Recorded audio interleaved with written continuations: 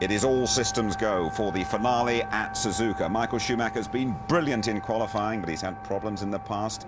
At the start, a downhill high-speed charge to the notorious first curve. Let's cross to Japan and join Martin Brundle and James Allen. Thank you, Jim. Hello, everybody. Well, Schumacher certainly looked pretty focused, didn't he, on the grid, despite that rather ridiculous push-me-pull-you hat. Well, the championship may be decided in Michael's favour. The teams may be only one day away from a month-long holiday in the sun. They can almost smell the suntan oil. But the competitive atmosphere in the pit lane today is as intense as if it were a championship decider. Everyone wants to go out on a high this afternoon. Schumacher, well, he's been off form for the last 2 races, but this weekend, I can tell you he's been working as hard as he did all summer. It's his way of apologising perhaps to the team for his understandable dip in form in the last 2 races. He wants to present them today with an emphatic win. Next door at McLaren, Mika Häkkinen starting his last race. You heard from him talking to Martin just a few moments ago before he goes off on a sabbatical year. He may come back, maybe he won't in 2003. But certainly, he said yesterday he will be coming along to races next year, so he's going to keep a keen interest and involvement in the McLaren team and in Formula One. Can he carry forward the form, the devastating form, he showed 2 weeks ago, winning at Indianapolis? Next door to them at BMW Williams, Juan Montoya, or Monster, as he is now known by the team mechanics and management, and Ralf Schumacher, well, they're fighting like bitchy schoolgirls for supremacy in that team. And it's only going to get more intense. Jean Alesi, he wants to go out on a high today in his 201st and last Grand Prix. Benetton, it's their last race before they become Renault. They have a sniff of the points today. Giancarlo Fisichella 6th on the grid. Jenson Button 9th. All this then being played out in front of an estimated 130,000 crowd, all highly excited because, Martin, Formula One is basically fashionable again now in Japan. Not since the days of Ayrton Senna have I seen so many young, excited faces in the crowd coming in this morning in the grandstands as we walk up here to our commentary position. Formula One is hip again in this country, isn't it? I think so, especially with Sato signing now for Jordan, Toyota coming to Formula One, Honda already here. It is in the ascendancy, and there's a great feeling in the crowd. You walk through the fairground here that's a part of this racetrack, and it is truly spectacular. There's a calm in the paddock that's now building on the grid, and it's going to be an interesting afternoon. How long will it be before the tyres, the Michelin tyres on the Williams, really start to work for them today? Michael Schumacher, I think if he gets into the first corner first, will scamper off into the distance while the Williams get up to speed. That will affect Barrichello. Coulthard and Häkkinen 7th and 5th respectively, and they've got the 2 Benettons around them that have been so mighty off the start since the Belgium Grand Prix. So they, I think, if they get ahead of the McLarens, they're going to hold them up. I don't think the Benettons have a front-running race pace. I don't underestimate Trulli and Alesi in 8th and 11th. The Jordan working well here this weekend. So an interesting afternoon ahead of us. It's a 2-stopper really. It takes about 24 seconds to get down the pit lane, get fuel for each of those 2 stops. 3's possible, 1's a no-brainer, it's half a minute slower. So expect the bulk of them in around lap 23. But Martin, you've driven here many times before. This is one of the racetracks, it's probably the most difficult racetrack to read during the race. I've talked to a few engineers this weekend. They say we really have to improvise here because track conditions, the heat, the temperature, the amount of rubber going down, they all affect the performance of the cars. So you have a basic plan in your mind, but you often have to improvise with it. Well, it's all about tyre wear, that's why, and if there's any surprises with track temperature or overall wear, or the balance of your car is not as you expected in the race and you're wearing one end or the other of the tyres, then you do have to improvise, and it's even harder for the drivers. It's a 5.5 kilometre, 3.6 mile lap, and you do tend to lose track of the rest of the race, a bit like the Belgian Grand Prix at Spa. It's such a long circuit. But this is all about tyres here, because so many of the corners lead. The exit of one is the entrance to the next, and when your tyres go away, you just can't carry the speed. You start losing up to 2.5 seconds a lap when your tyres go away. So when they come back again, or in fact if we get a chance to have a close-up now, just look and see the difference between the Bridgestone cars like Ferrari and McLaren. They'll be starting with brand new tyres here this afternoon, whereas the Michelin teams like Williams and Benetton, they'll be starting with tyres that have done 15, maybe even 20 laps on them. Can see a yellow flag out of the window here, right at the back of the grid. There's an arrows not getting away. It's Benaldi. We think it's Benaldi. Yeah, it is indeed Benaldi. So they'll restart that car, and hopefully he will rejoin. He was in 20th place anyway, so it's not going to cost him too much. He will, of course, start at the back of the field now. So they're on their way through turns 5 and 6, and that long left-hander uphill. But Benaldi then still not able to start that Asiatech engine. Amazingly, this Enrique Benaldi, you see the rear wheels spinning, they're going to have to drop it down off the jacks. Enrique Benaldi's actually out-qualified Jos Verstappen 10-7 this season. He's been sort of in the shadows throughout this Formula One championship. Some doubt about whether he'll keep his drive for next year with arrows, or indeed keep a place in Formula One at all. And yet if you look at the statistics, he's been pretty fast. It's just in the races he's let himself down. Through the hairpin then go the front runners, building up, the heartbeats building up as well in preparation for this so important start to the last Grand Prix of the season. Now this is an interesting scenario, James. Benaldi still on the line. They're 2/3 the way round the reconnaissance lap, the green flag lap, warm-up lap, call it what you will, but Benaldi is still here on the start, and now they're having to drop it down and push it off the line. Otherwise he's going to interfere with the start of this Grand Prix, and they will not let that happen. They've got a gap in the wall about 30 metres behind where Benaldi's car is. He's being pushed back. He should make it. You can see the front runners now just coming over the crisscross area, the figure-of-8 circuit. There you see, that's the point at which the two figure-of-8s cross. That's the 130R corner, very famous 180 mile an hour. Hold on tight and hang on for dear life corner. And you can see Schumacher slowing the front runners down. I can tell you Benaldi now, his car just being pushed through that gap into the pit wall as we see Alex Young cruising slowly down the pit lane. Okay, so Young obviously didn't make the grid at all. He will start after the rest of the cars have passed the line, and he is indeed in the spare car. So he was 21st on the grid anyway, sorry, 22nd on the grid. He will now start effectively 21st because Benaldi has yet to have an engine that will run. The last start then for Jean Alesi, possibly the last start for Mika Häkkinen. What goes through your mind when it's your last Grand Prix start? What goes through your mind here, I don't think they'll be thinking about it the last one, is that it's downhill on this grid, so it always needs left foot on the brake and really just to hold the car on the clutch. And then you can see very used Michelins on the front as we just scanned away of Montoya's Williams there.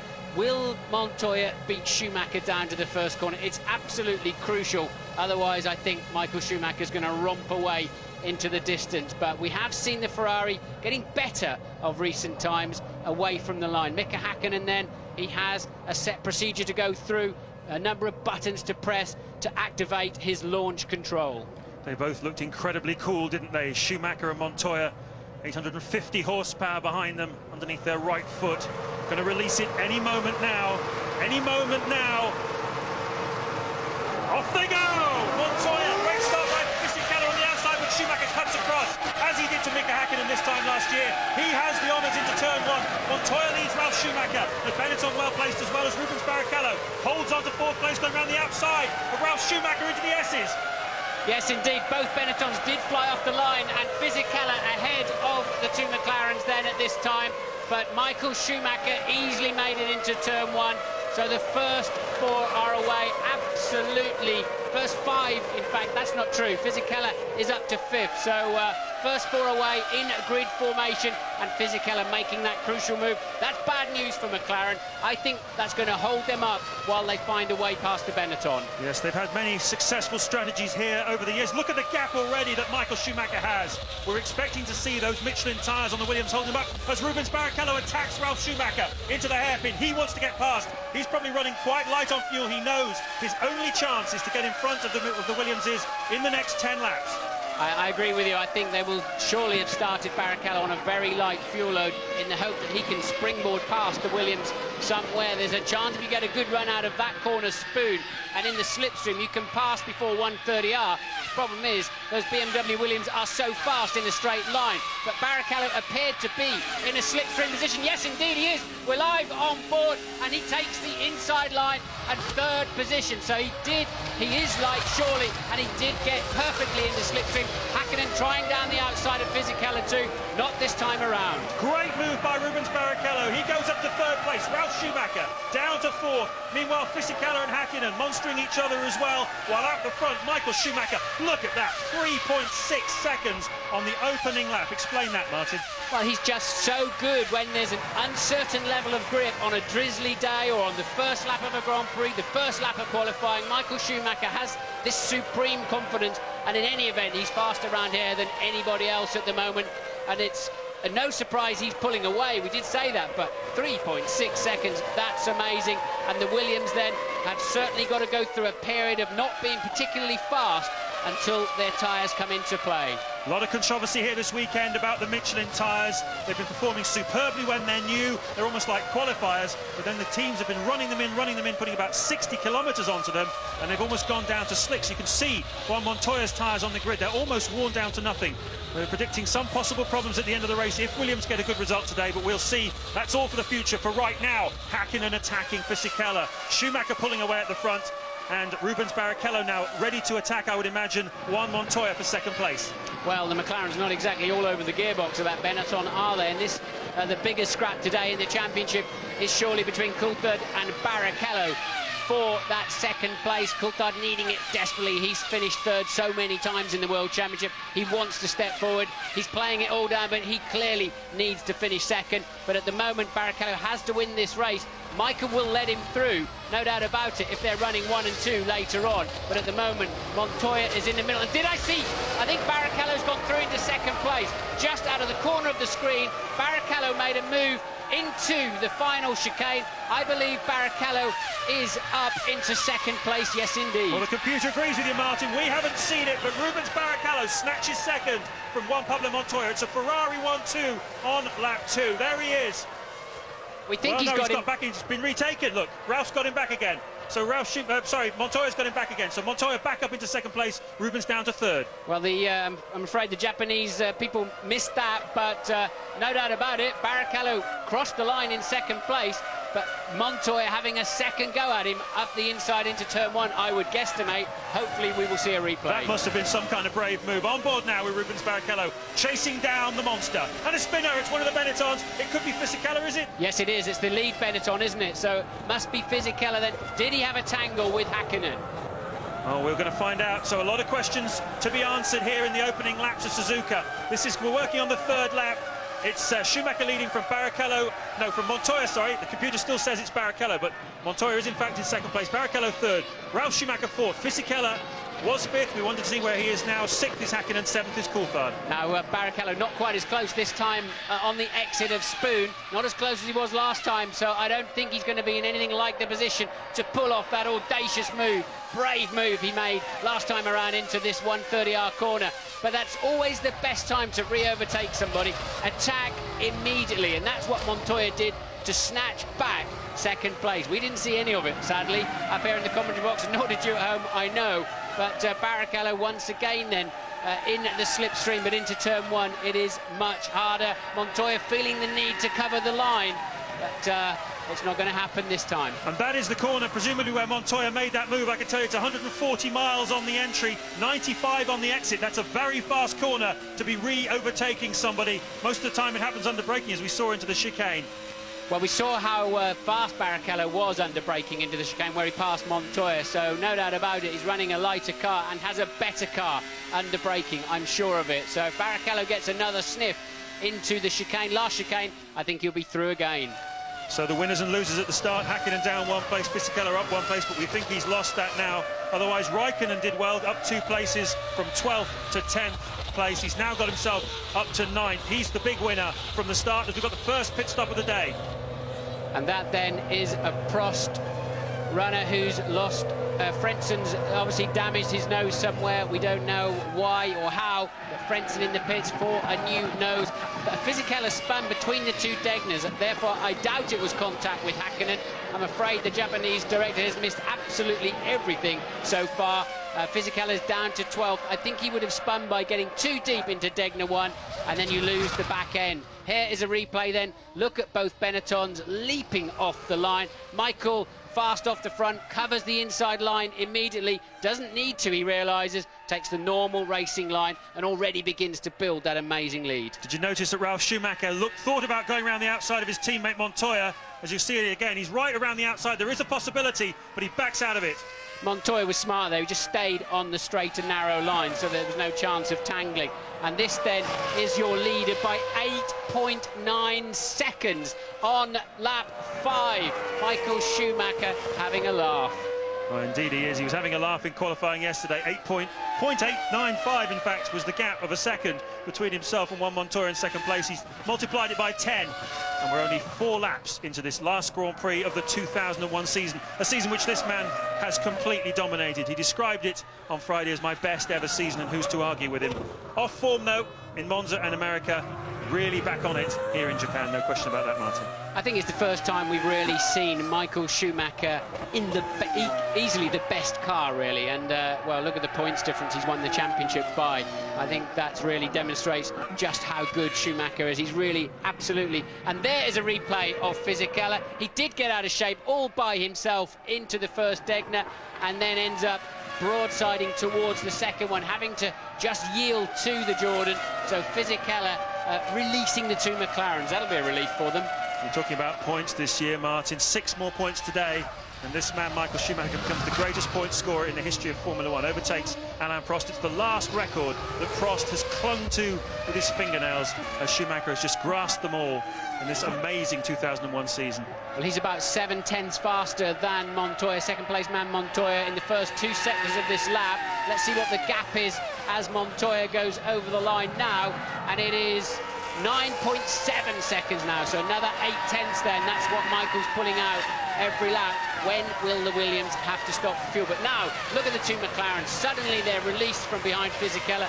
They can start to attack, and Coulthard very fast in this morning's warm-up, second only to Michael Schumacher. Now the picture might look bleak at the moment, Martin, for the Williams team and those following them, with Michael Schumacher so far out front, but clearly he's running less fuel than the Williams. It's clearly those tyres on the Williams are not working as well as his tyres. But how's it going to shake out? How are they going to get themselves back into this race? They've just got to dig deep and just make sure they max out every braking zone, every corner.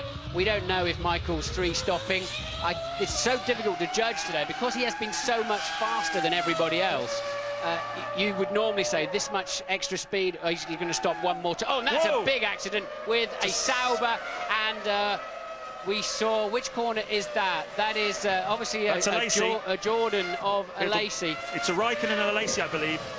And they've gone into the wall. There he is in his last Grand Prix, Jean Lacey, and he and Raikkonen were disputing 9th place.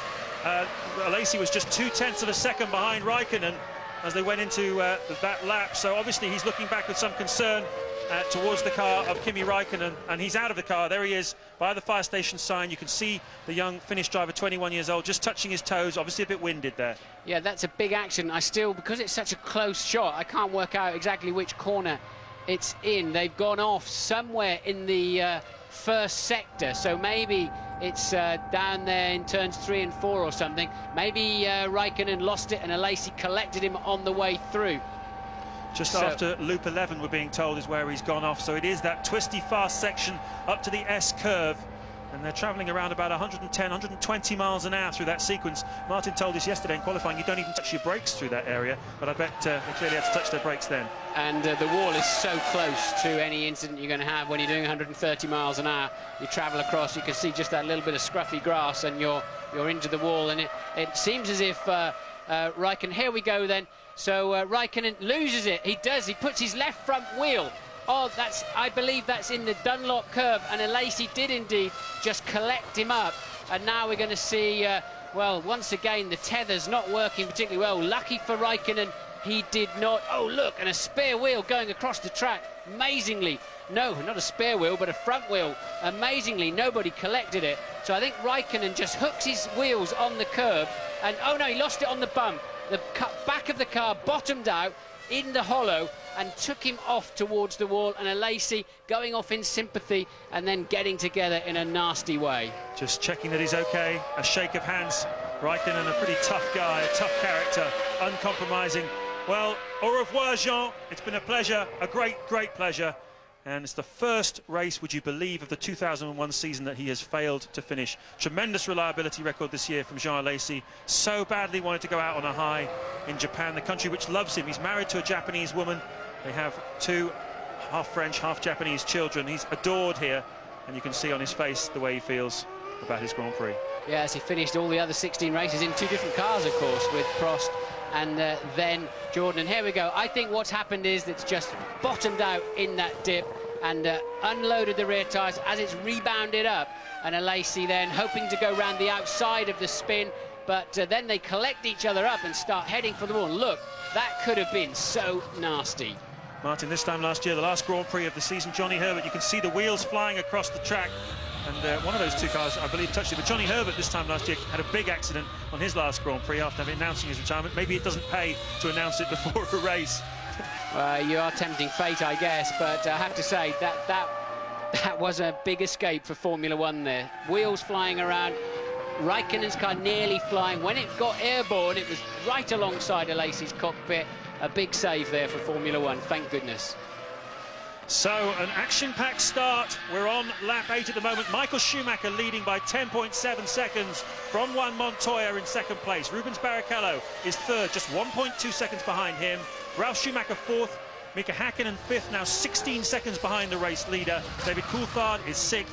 Jarno Trulli is 7th. Button 8th. Fisichella 9th. And Eddie Irvine in the Jaguar is in 10th place. Michelin rupesi toimimaan oikein kunnolla ja niin kuin on ollut ennenkin, että Bridgestone oli heti valmis ja Rubens yritti hyödyntää renkaan edun heti siinä parilla ensimmäisellä kierroksella, mutta sitten se tasaantui aika paljon tuossa. Ero oli siis 10,7 äskeisen kierroksen jälkeen, nyt sitä on 11,5. Rubens Barrichello 12,6 sekuntia kärkeen. Ralf Schumacher on 4. 15,5 kärkeen. Häkkinen 5. 17,3.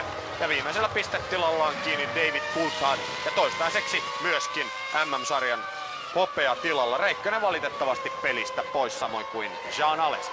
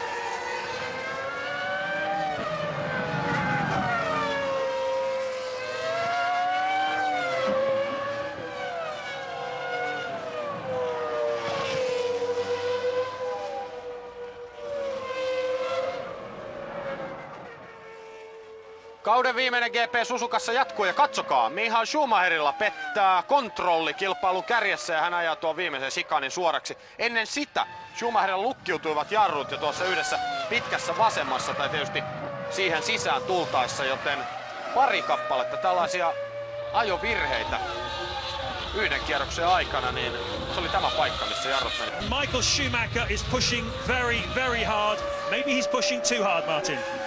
And we've got a replay. Michael Schumacher outbrakes himself into the final chicane. He's really pushing so hard, trying to build a lead, almost as if he may have to make an extra stop this afternoon, taking to the carpet that's down there. It's a grass carpet, effectively. So Schumacher pushing extremely hard. That was his second mistake on that lap as well, so he really is pushing extremely hard. He had a huge lock-up into the hairpin as well. You're looking at Juan Montoya chasing him down in second place. That gap now stabilised at 11.6 seconds. Rubens Barrichello just 1.5 seconds behind the Colombian in third place. Ralf Schumacher fourth, Häkkinen fifth, Coulthard in sixth. Yeah, Coulthard staying within touching distance of Häkkinen, their 5th and 6th. Of course, Coulthard needs to finish 4th or better to guarantee himself 2nd in the championship.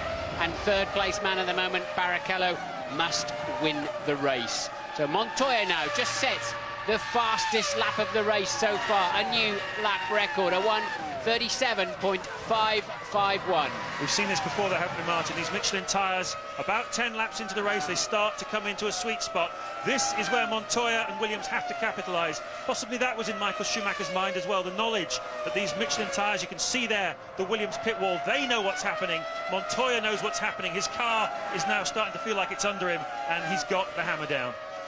And this is what Ferrari are unhappy about. They think that it's against regulation number 81 that the Michelin tyres appear to improve significantly in performance as the grooves wear out. Even if there's a little bit of groove showing, we think that there's rubber underneath the grooves on the Michelins where there's not on the Bridgestone, and I think that's the cause of concern here this weekend. And now both Williams are fastest cars on the track. Ted, what can you tell us? Martin, I think both Ferraris are light because Schumacher had to guarantee that he wouldn't get passed by Montoya at the start, because Williams have been making some absolutely monster starts recently, and that's partly why we saw that very aggressive move across the bows of him. It's a Schumacher special. But if Schumacher keeps this kind of pace up, I reckon he'll be 25-30 seconds ahead of his next rival by the time he stops first on lap 20-21, and that's well time enough to get in and get out with the fuel he needs.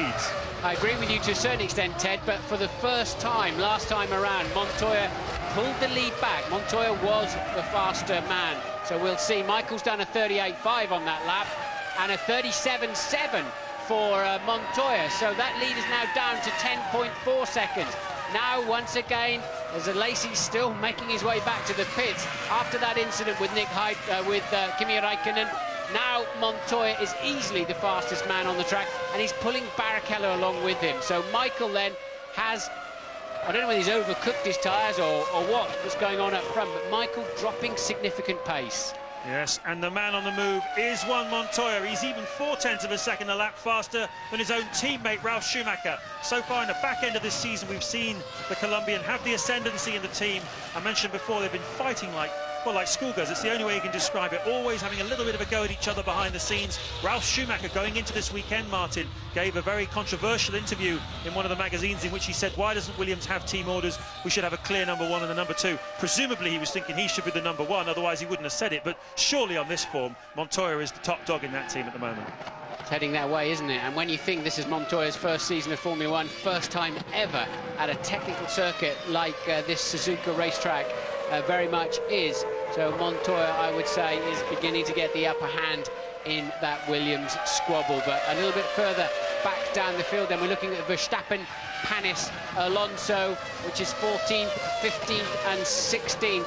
A reasonable and hard fight going on down there. Sometimes you drive the race of your life back there, virtually unnoticed. This is Michael then making his way past a recovering Prost that was wandering across Frentzen, wandering across the white line. He may even get a penalty for that. He was not paying attention, probably looking in his mirror to see where the leader was as he came through. Michael 10.1 seconds ahead now. He's lost another 0.3. That must have been Frentzen's second pit stop, because we saw him earlier on taking on a new nose. So a terrible day for the Prost team, with Enger in 17th place, just behind the battle we were looking at a moment ago with Panis and Verstappen, and Frentzen down in 20th. Now what's the gap? We've got the stopwatch running this time by. This is lap 13 of 53. Long way to go in this race, by no means over 10.7. You can see Schumacher trying to respond, but Montoya still pushing hard. 0.3 that lap. Yeah, but Schumacher's just done the fastest first sector, and 0.6 up on Montoya. So Michael suddenly finding a bit more grip again. Don't know what that's all about.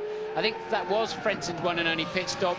He obviously was in the pits for best part of 2 laps, I think. It's only showing him as 1 pit stop here on the computer, so why he was wandering out of the pit lane, I don't know. Up the hill towards 130R. You can see Frentzen just shadowing Michael Schumacher there. We're having another look at the gap between him and the second place car. As Martin said, it's a 2-stop race, this one, so everybody very keen to have the maximum advantage they can going into the first stop. We're expecting the cars to come in for their first stop in the early lap 20 sort of region. But we saw Jean Lacey crashing out just a moment ago. Louise Goodman is down there with him. Yes, he's arrived back in the pit lane now. Jean, very nasty accident. Not really much that you could do about it, there, was there? I have just to say we have been lucky, both of us. I am very happy. I didn't hurt him because he was just on the front, and my nose is quite high. But I'm very happy. Everything at the end went very well. Just a bit sad to finish my career like that, but his life is motor racing, and we have to accept these situations. You've given us many great years, Jean. Thanks and best of luck in your retirement. Yeah, it is sad for him, isn't it? You always want to go out on a high, score a few points or something, and not to be involved in an incident, especially when it was absolutely nothing to do with the Lacey whatsoever.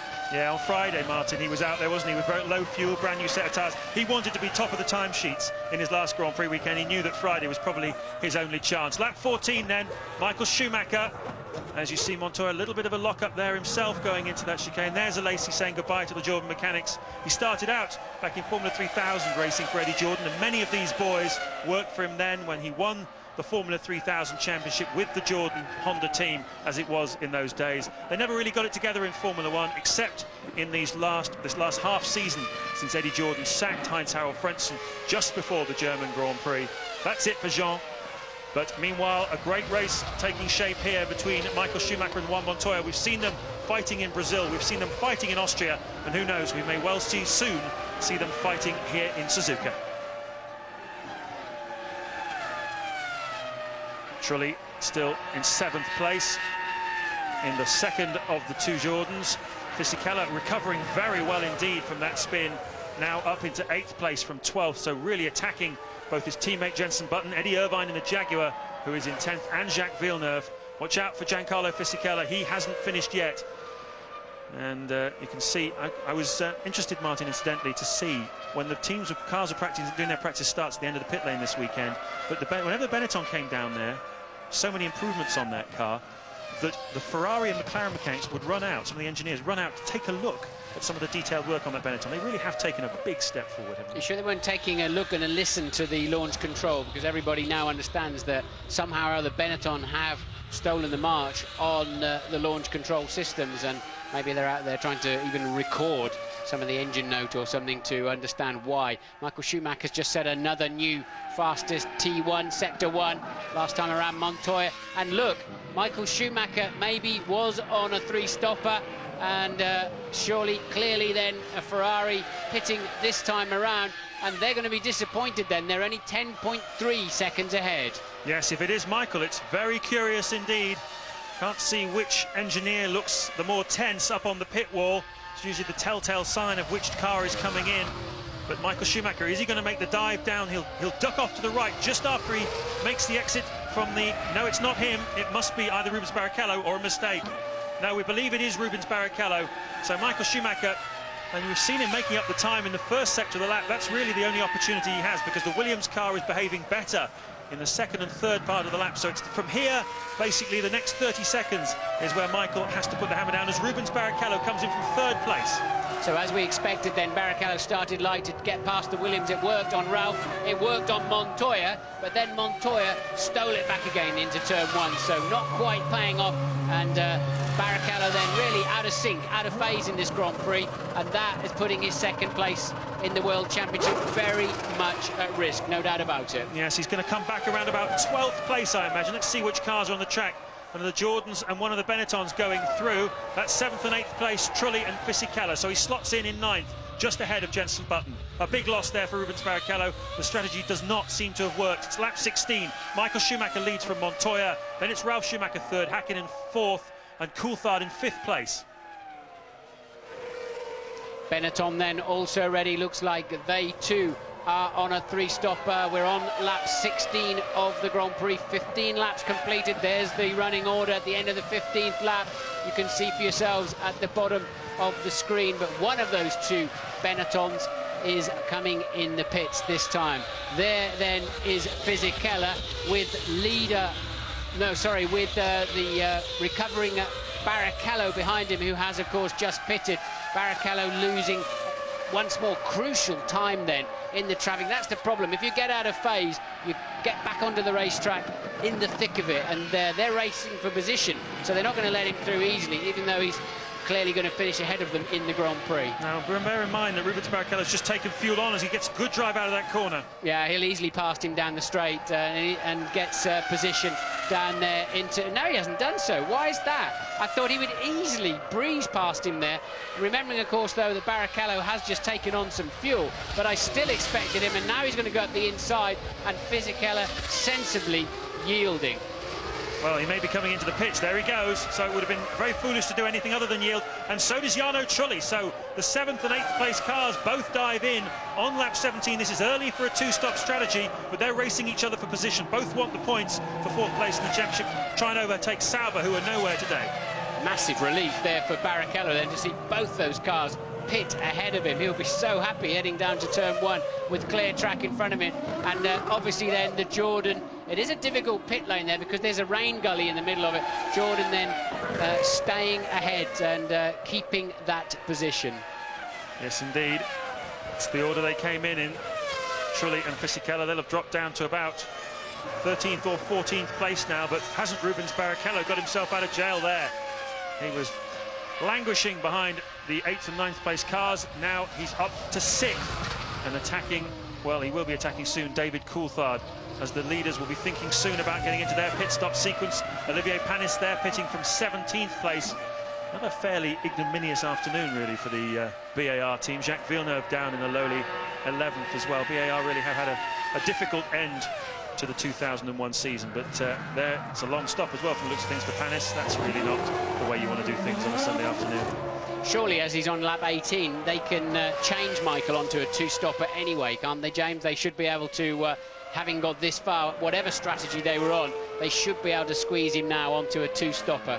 Well, according to the computer model that was handed to us before the race, a three-stopper would have come in around about lap 14, and we saw Barrichello coming not long after that, so Michael doesn't look as though he was as light as we thought. That opening pace was genuine opening pace. No wonder he had a few lockups. He was pushing like mad. Yes, well, I think he'll still stop a little earlier than the Williams, but surely they can adjust their strategy anyway at this stage. And Barrichello, fastest man on the track, and a new lap record then. That's out of date, that information that's just flashed up, because Barrichello's done a 1:36.9, a time that would have put him well up on the grid last year, let alone in the mid-sector of this Grand Prix. And he's in 6th place, and now then Michael coming out at the end of lap 18. What will they do? It's crucial to understand how long that fueler is on the nozzle of the Ferrari. We wait anxiously to see how much they put in it, and will Michael be three-stopping like Barrichello? Well, it's around about 8 seconds worth of fuel he's going to take on if he's two-stopping, as Michael Schumacher, the race leader, with an 11-second advantage over Juan Montoya. And there is Montoya. He'll take the lead after this. Ralf Schumacher will go through as well. Who knows how many other cars too. Is Michael, has he made the right decision on strategy? We're going to find out very shortly. He's going to lose a lot of places by making this stop a little bit early. Can he make them up later? How long does it take him? Let's see. Fuel on now.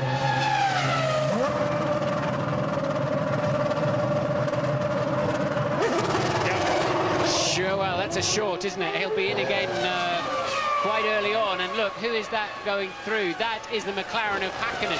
So Michael then has fed back in to what will be 4th place. Hakkinen then up to 3rd. So the two Williams, 1st and 2nd. Williams looking ever so strong. Yeah, they are, aren't they? They really are.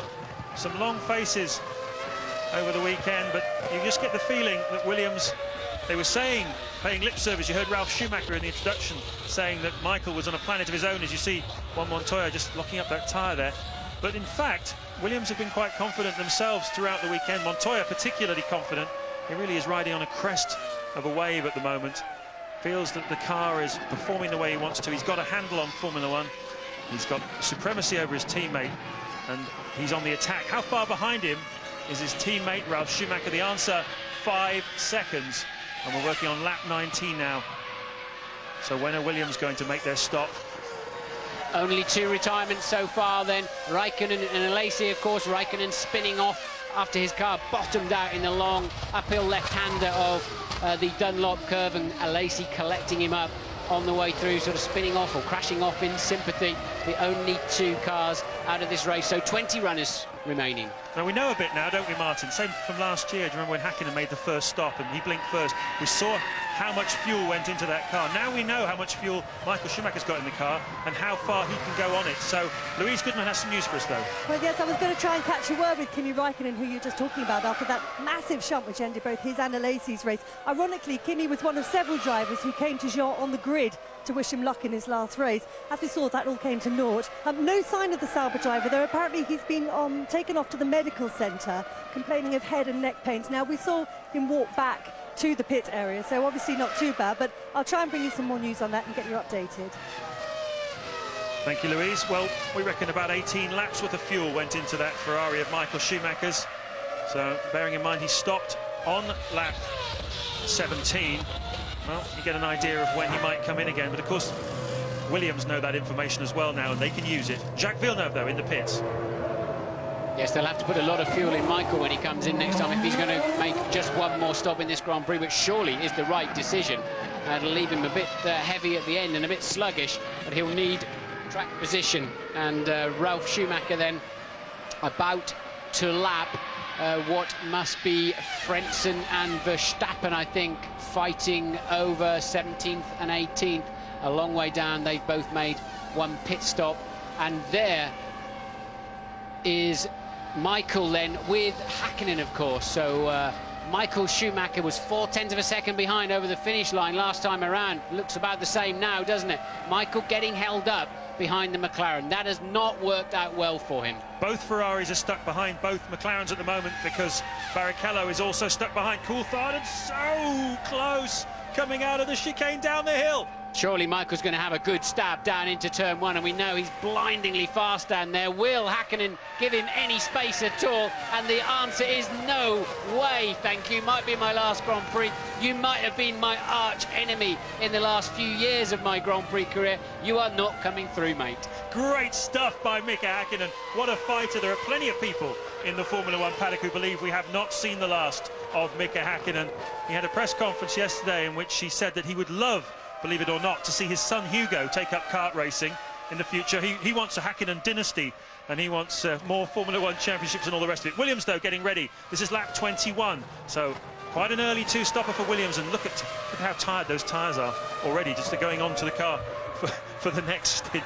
Well, remember in Belgium, Benetton also, and Hakkinen running wide. Will Michael get a run up the inside? No, he enabled him to get on the power, even though he was wide, get on the power quite early and keep defending that position. So Michael then losing time at this stage of the Grand Prix. Hakkinen clearly in a slower car, but defending extremely well. Been a stop-and-go penalty for Enrique Benoldi, which we might see him take at some point, but at the moment we're focusing on this battle for third place between Mika Hakkinen and Michael Schumacher. Montoya still leading the race by now 6.7 seconds. He's pulled out an advantage over Ralf, and this is why, because he was the first of the two Williamses to make the stop. Ralf Schumacher now leads the Japanese Grand Prix, the third different leader we've had this afternoon. How many more will we get? I was saying, remember, Benetton left their front tyres on in the Belgian Grand Prix, their front Michelins, but they're changed for Williams. But they look very second-hand, don't they, already? And as expected, about 8 seconds worth of fuel then. So clearly a two-stopper, but look where he comes back out. It is behind Hakkinen, isn't it? And why is that Ferrari down the road like that? Why is Michael Schumacher? So was it Schumacher and Hakkinen? Oh no, that's Schumacher and Hakkinen. It must have been Coulthard and Barrichello then, that he's just got out behind Coulthard and in front of Barrichello. Yes, indeed. Rubens Barrichello 2.9 seconds behind David Coulthard. So that's where he's slotted in fifth place. So Montoya down to fifth. Ralf Schumacher up to first. Formula One race. I told you it was going to be intense this afternoon, didn't I? Oh boy, got a long way to go as well. There's another 32 laps to go in this Japanese Grand Prix, and everybody's got at least one more stop to make. Ralf Schumacher has 2 more stops to make. Don't forget, though, that he was nearly 7 seconds behind his teammate when Montoya made that stop. So that's what he's got to make up now if he wants to have a chance. How much fuel has the German driver got on board? We're going to find out shortly. Meanwhile, Hakkinen, Michael Schumacher, nose to tail. Coulthard. Louise is down there with Kimi Raikkonen. I am indeed. Kimi, first of all, I know you just been to the medical centre. How are you? Yeah, I'm okay. I had a little bit headache and a neck is a bit sore, but otherwise it's fine. Tell us about that accident. No, it's just suddenly I lost all the... I haven't seen the slow motion, it's difficult to say, but somebody told that the rear just slipped away and I just lost all the grip on the rear and spun off. Bad news for you, but also bad news for Jean. Yeah, well, that's racing and it's happening something. Thanks, Kimi. So he's had a lot of big shunts recently, hasn't he? He went at a big one in Monza in practice, and several incidents for Raikkonen recently, and I'm afraid that's the reality of Formula One. They may seem only 30 miles an hour faster everywhere than your in the corners than your Formula Renault, but they've been half hurt when they hit the wall. Unfortunately, I can tell you that from a lot of personal experience. But this is Barrichello then, who is chasing down Montoya.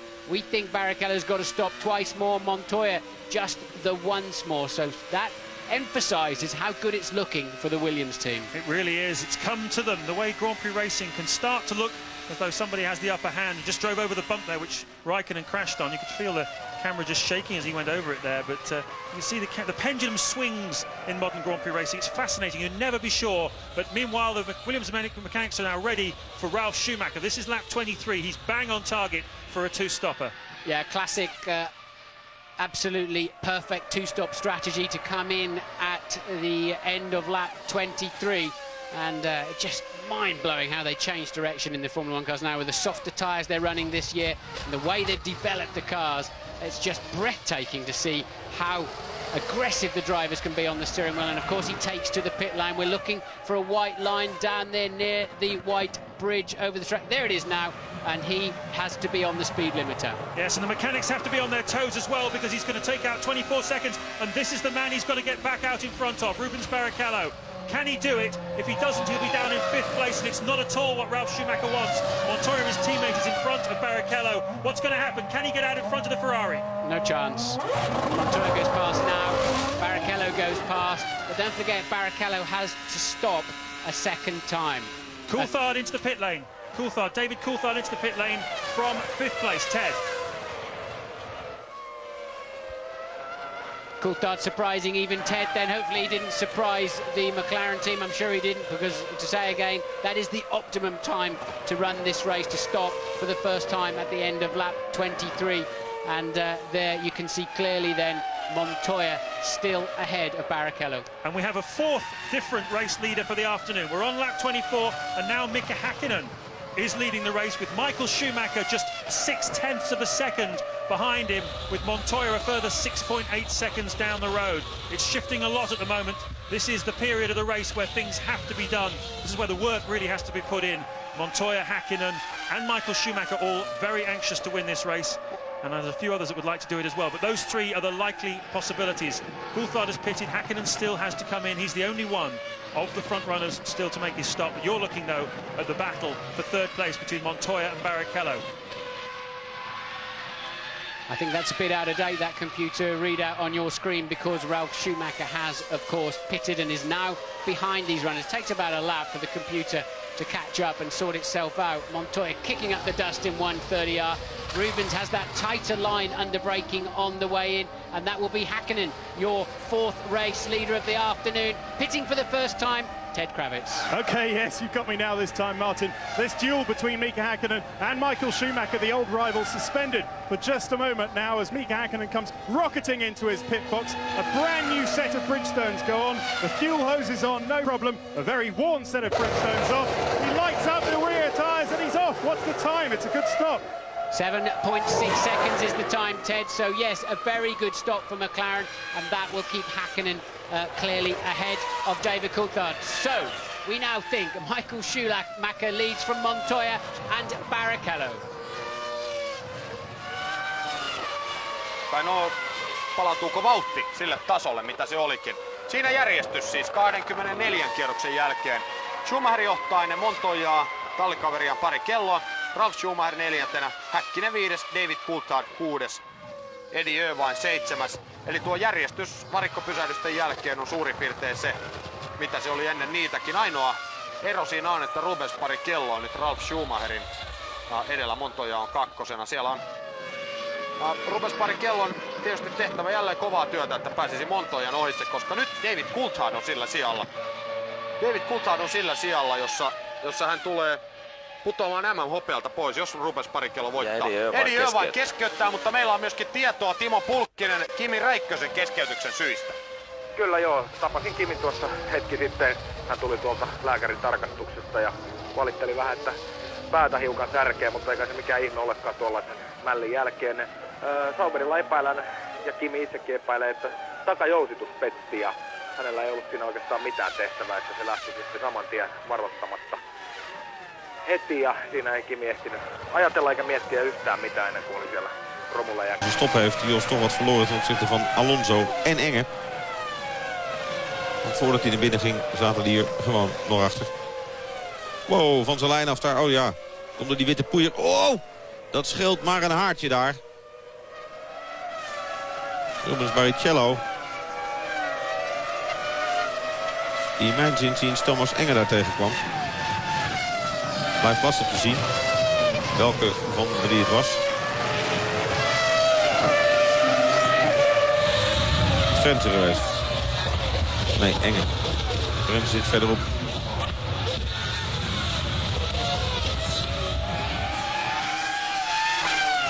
Hoe lang duurt het voordat men een tweede stop gaat maken? We zitten nu in de 25e ronde. Het klopte van die berekeningen bij de heren van Ferrari. Dan zit je dus in rondje nummer 3:34 dat de volgende stop moet gaan komen. Pitstop staat overigens niet ter discussie.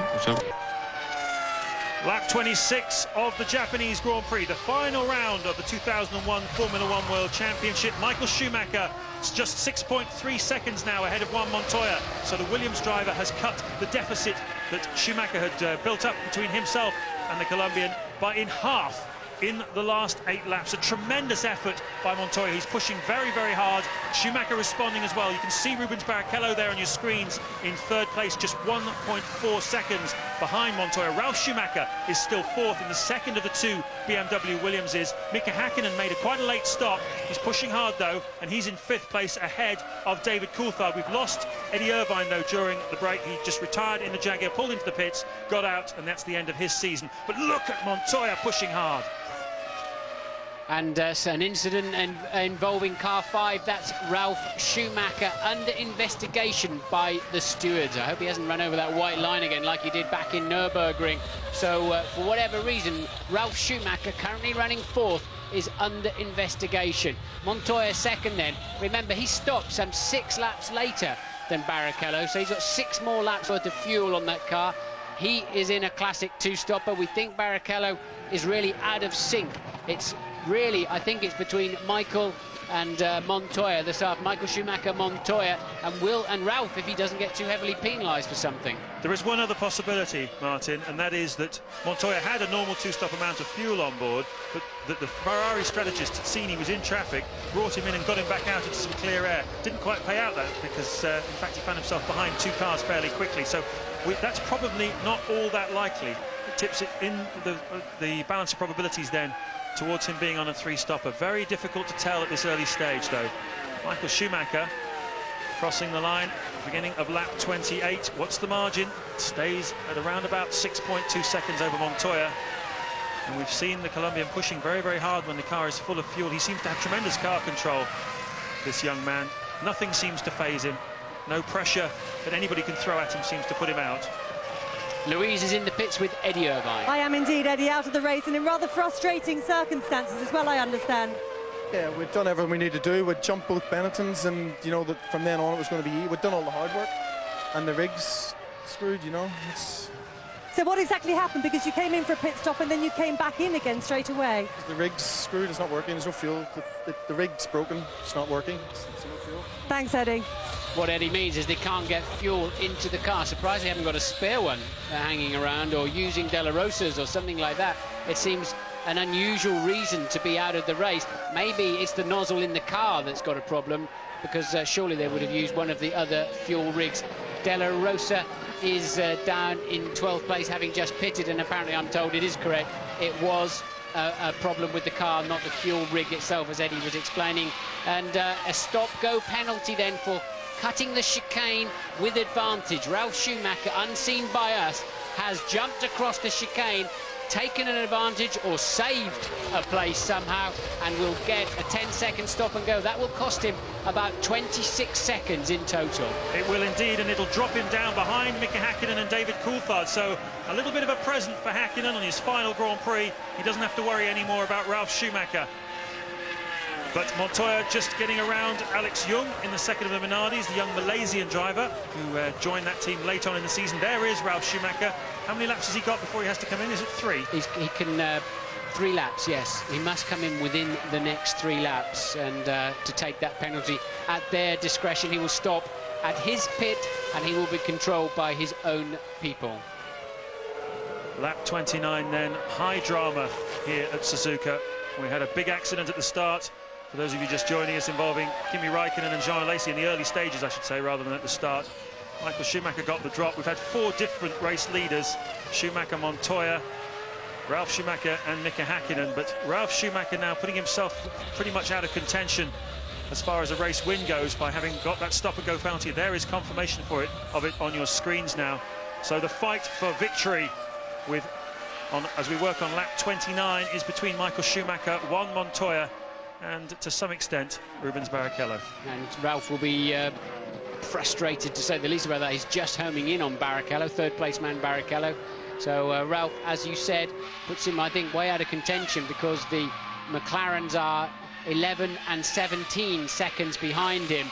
He will lose 26 roughly in that pit stop, so he could, with a storming drive in the end, bring himself back in with the McLarens, but surely not to win this race. We hear from the pit lane, the ITV F1 pit crew, that Rubens Barrichello is coming in, and there it is. Rubens Barrichello then dives in on lap 29, bang on target for a 3-stopper, and this is his second stop. Will they put a bit more fuel in this time? And there's Ralf Schumacher just behind, coming in to serve his stop-and-go penalty. So doesn't it look so painfully slow as they come down the pit lane? They cross the rain gully. It's very slippery on that very fine concrete they have there, and this is just a simple 10-second, and he's got to put it into first gear now, is what his lollipop will say in front of him. And Barrichello with a long stop. Barrichello taking an awful long time to get away, but still gets out in front of Ralf Schumacher, and Ralf nails him on the pit exit. Did he cross the white line? Barrichello clearly could not get his speed limiter off or something, and Ralf, really an opportunist move. Will he get another penalty? Well, I'd like to see a replay of that, because it looked very much to me as though the left rear wheel of that Williams crossed the white line. Now, cast your mind back, folks, to the Nürburgring Grand Prix, the European Grand Prix in June. Remember how Ralf Schumacher had that race bought and paid for, but on his second pit stop he came out of the pit lane and crossed that white line. He just swung out onto the track a little bit carelessly, and the stewards gave him a 10-second stop-and-go penalty for it. It lost him the race that day. Are they going to give him another one today? We will find out shortly.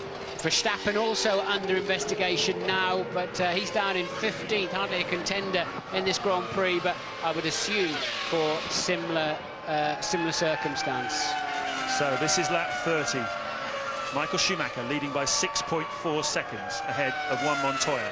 Rubens Barrichello another 6 seconds behind him in third place. Ralf Schumacher, well, actually no, he's in front of Barrichello. The computer has not put itself right. So Ralf Schumacher, we think, is in third place, ahead of Rubens Barrichello in fourth. Mika Häkkinen fifth. David Coulthard sixth, half a minute down on the race leader. Seventh is Jarno Trulli, eighth Giancarlo Fisichella, ninth Jacques Villeneuve, and 10th, going well, Jenson Button in the second of the 2 Benettons. Yeah, sorry to spoil that lovely readout, but Häkkinen and Coulthard are third and fourth because, of course, the Barrichello and Ralf made those 2 pit stops. So it's now Michael Schumacher leading Montoya, Häkkinen, Coulthard, Ralf Schumacher, Barrichello rounds out the top 6. All changing up here, isn't it? You need an abacus for this, don't you? Unbelievable how quick it changes. But certainly the incident involving car 5 is under investigation, and that will be the crossing of the white line by Ralf Schumacher. He's certainly giving the stewards something to think about today, isn't he? What do you guess? I think he'd be in again. I mean, it was only a quick flash as he went over it, but I've got a sneaky feeling he's going to be in again. It was an audacious move, and while Barrichello was sort of doing his housekeeping inside the cockpit, trying to get his car up and running, slow stop for Barrichello, don't forget, as well. 10.3 seconds, very poor for a 3-stopper. Normally you'd expect about 6.5 or 7. And there then is the gap from race leader Michael Schumacher down to Montoya, and it's staying, isn't it, around the early 6s, although again I think that information is way out of date too. It's very hard to keep on top of what is actually happening here in Japan. It's all changing so very, very quickly. We've had 4 different race leaders. We've had gaps going up and down and shifting all the time. Many people are on different kinds of strategies. 3 stoppers, short 2 stoppers, long 2 stoppers, you name it. We've got it all this afternoon here at Suzuka. Montoya, though, bearing down on Michael Schumacher. And let me ask you a question, Martin. Ralf Schumacher then 2 mistakes, clearly both of his own mistakes. First one going straight on at the chicane as you look at Ferrari team strategist Ross Brawn. The second mistake coming out across that white line. What does that say about his state of mind? Why is he making those mistakes? Desperate Dan. 2 words really. I think he's really getting rattled by this man, Montoya, who really has been showing him the way in a similar car in the early stages of his Grand Prix career.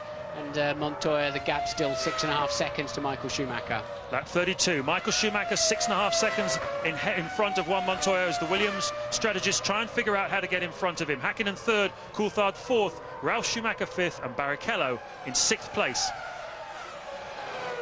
Tilalle. Niin. Ja Minardille olisi puolestaan tuossa Mark Webber, joten tässähän näitä riittää. Kyllä näitä tietenkin kuskivalintoja ja puheita on paljon tässä vaiheessa kautta ja tietenkin Pattoni on nuori kaveri ja tää kausi on ollut huono, että en tiedä, aika nopeita ratkaisuja tietenkin siinä mielessä. Kyllähän Fisichella on ollut nopea tänä vuonna, ihan ehdottomasti paljon nopeampi kuin Pattoni ja pystynyt näyttämään sen joka paikassa, että siinä mielessä kyllähän Pattonin asema on vähän uhattuna. Nyt on paikka Rubens Barrichellolla. Siellä on hitaampi pyörimässä nyt vähän edessä ja näin ollen Rubens Barrichello hyötyy tästä selvästi enemmän kuin hänen edellä ajava Ralf Schumacher. Michael Schumacher ajoi hetki sitten nopeamman kierroksen, mutta tämä kierros menee jälleen 0,4 sekuntia hitaammin kuin Montoyalla. Ero 5,8 sekuntia, joten nyt se pyörii tuossa aika tasaisesti 6 sekunnissa.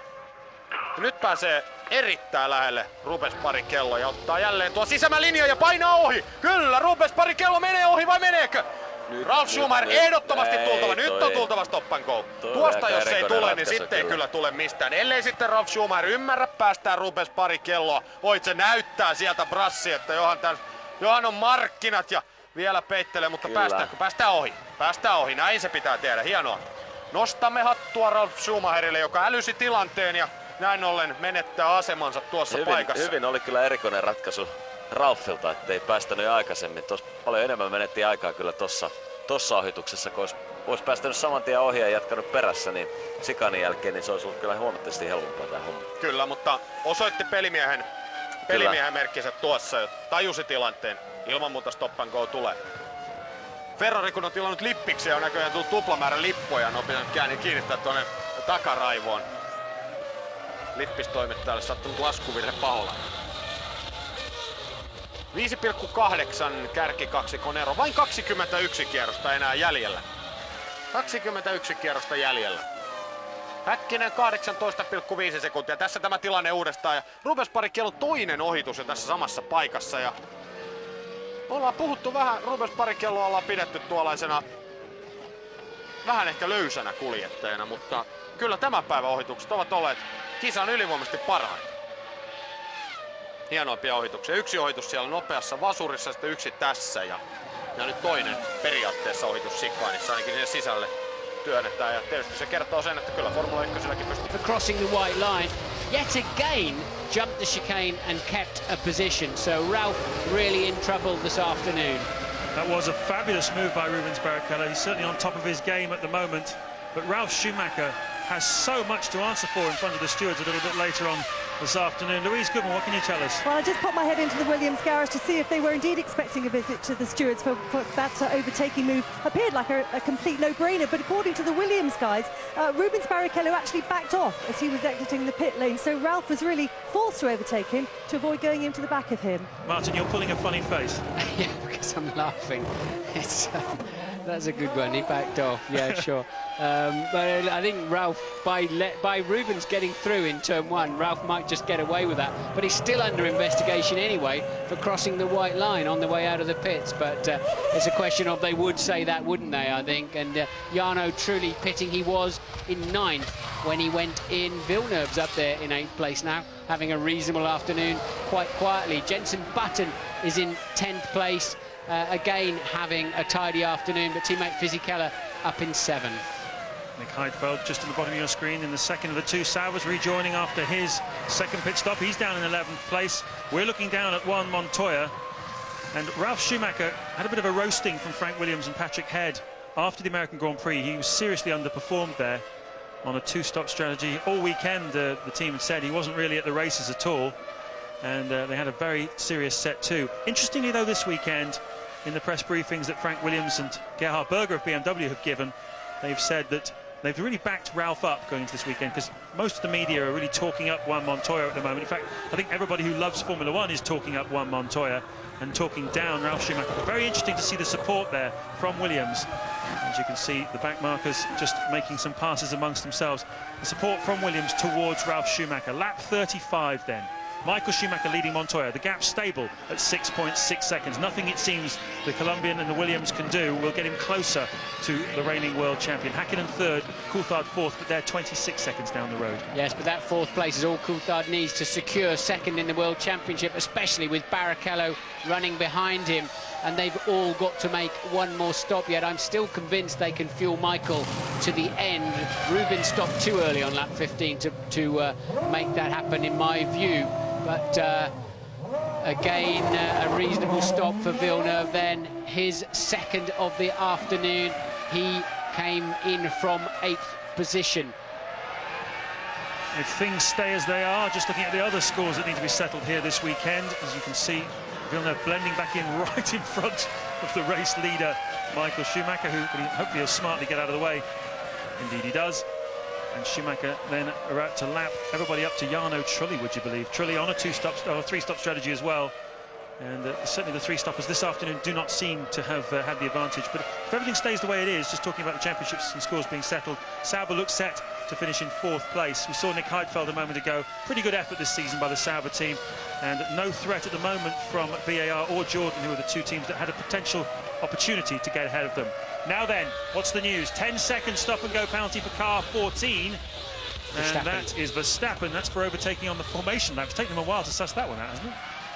Certainly has, hasn't it? That's all of 36 laps ago. So good effort there by somebody to obviously been scratching their chins on that one for a long time. I don't know why it had taken so long. I thought there was a time limit on when you could get a penalty like that. I thought it was 20 minutes, actually. I'm sure Verstappen feels the same. I'll tell you what they've been doing. They've been wondering what Ralf Schumacher's up to for most of the afternoon, haven't they? Yeah, that's true. They've had a lot to entertain them. They've been behind closed doors, haven't they? So Benetton then ready for a Fisichella pit stop. He was 7th when he came in. We haven't seen the race pace we probably expected from this Benetton compared to their stunning 6th and 9th on the grid, of course, but a reasonable stop. And this then is surely Michael's 2nd stop and final stop, hopefully, of the afternoon for him.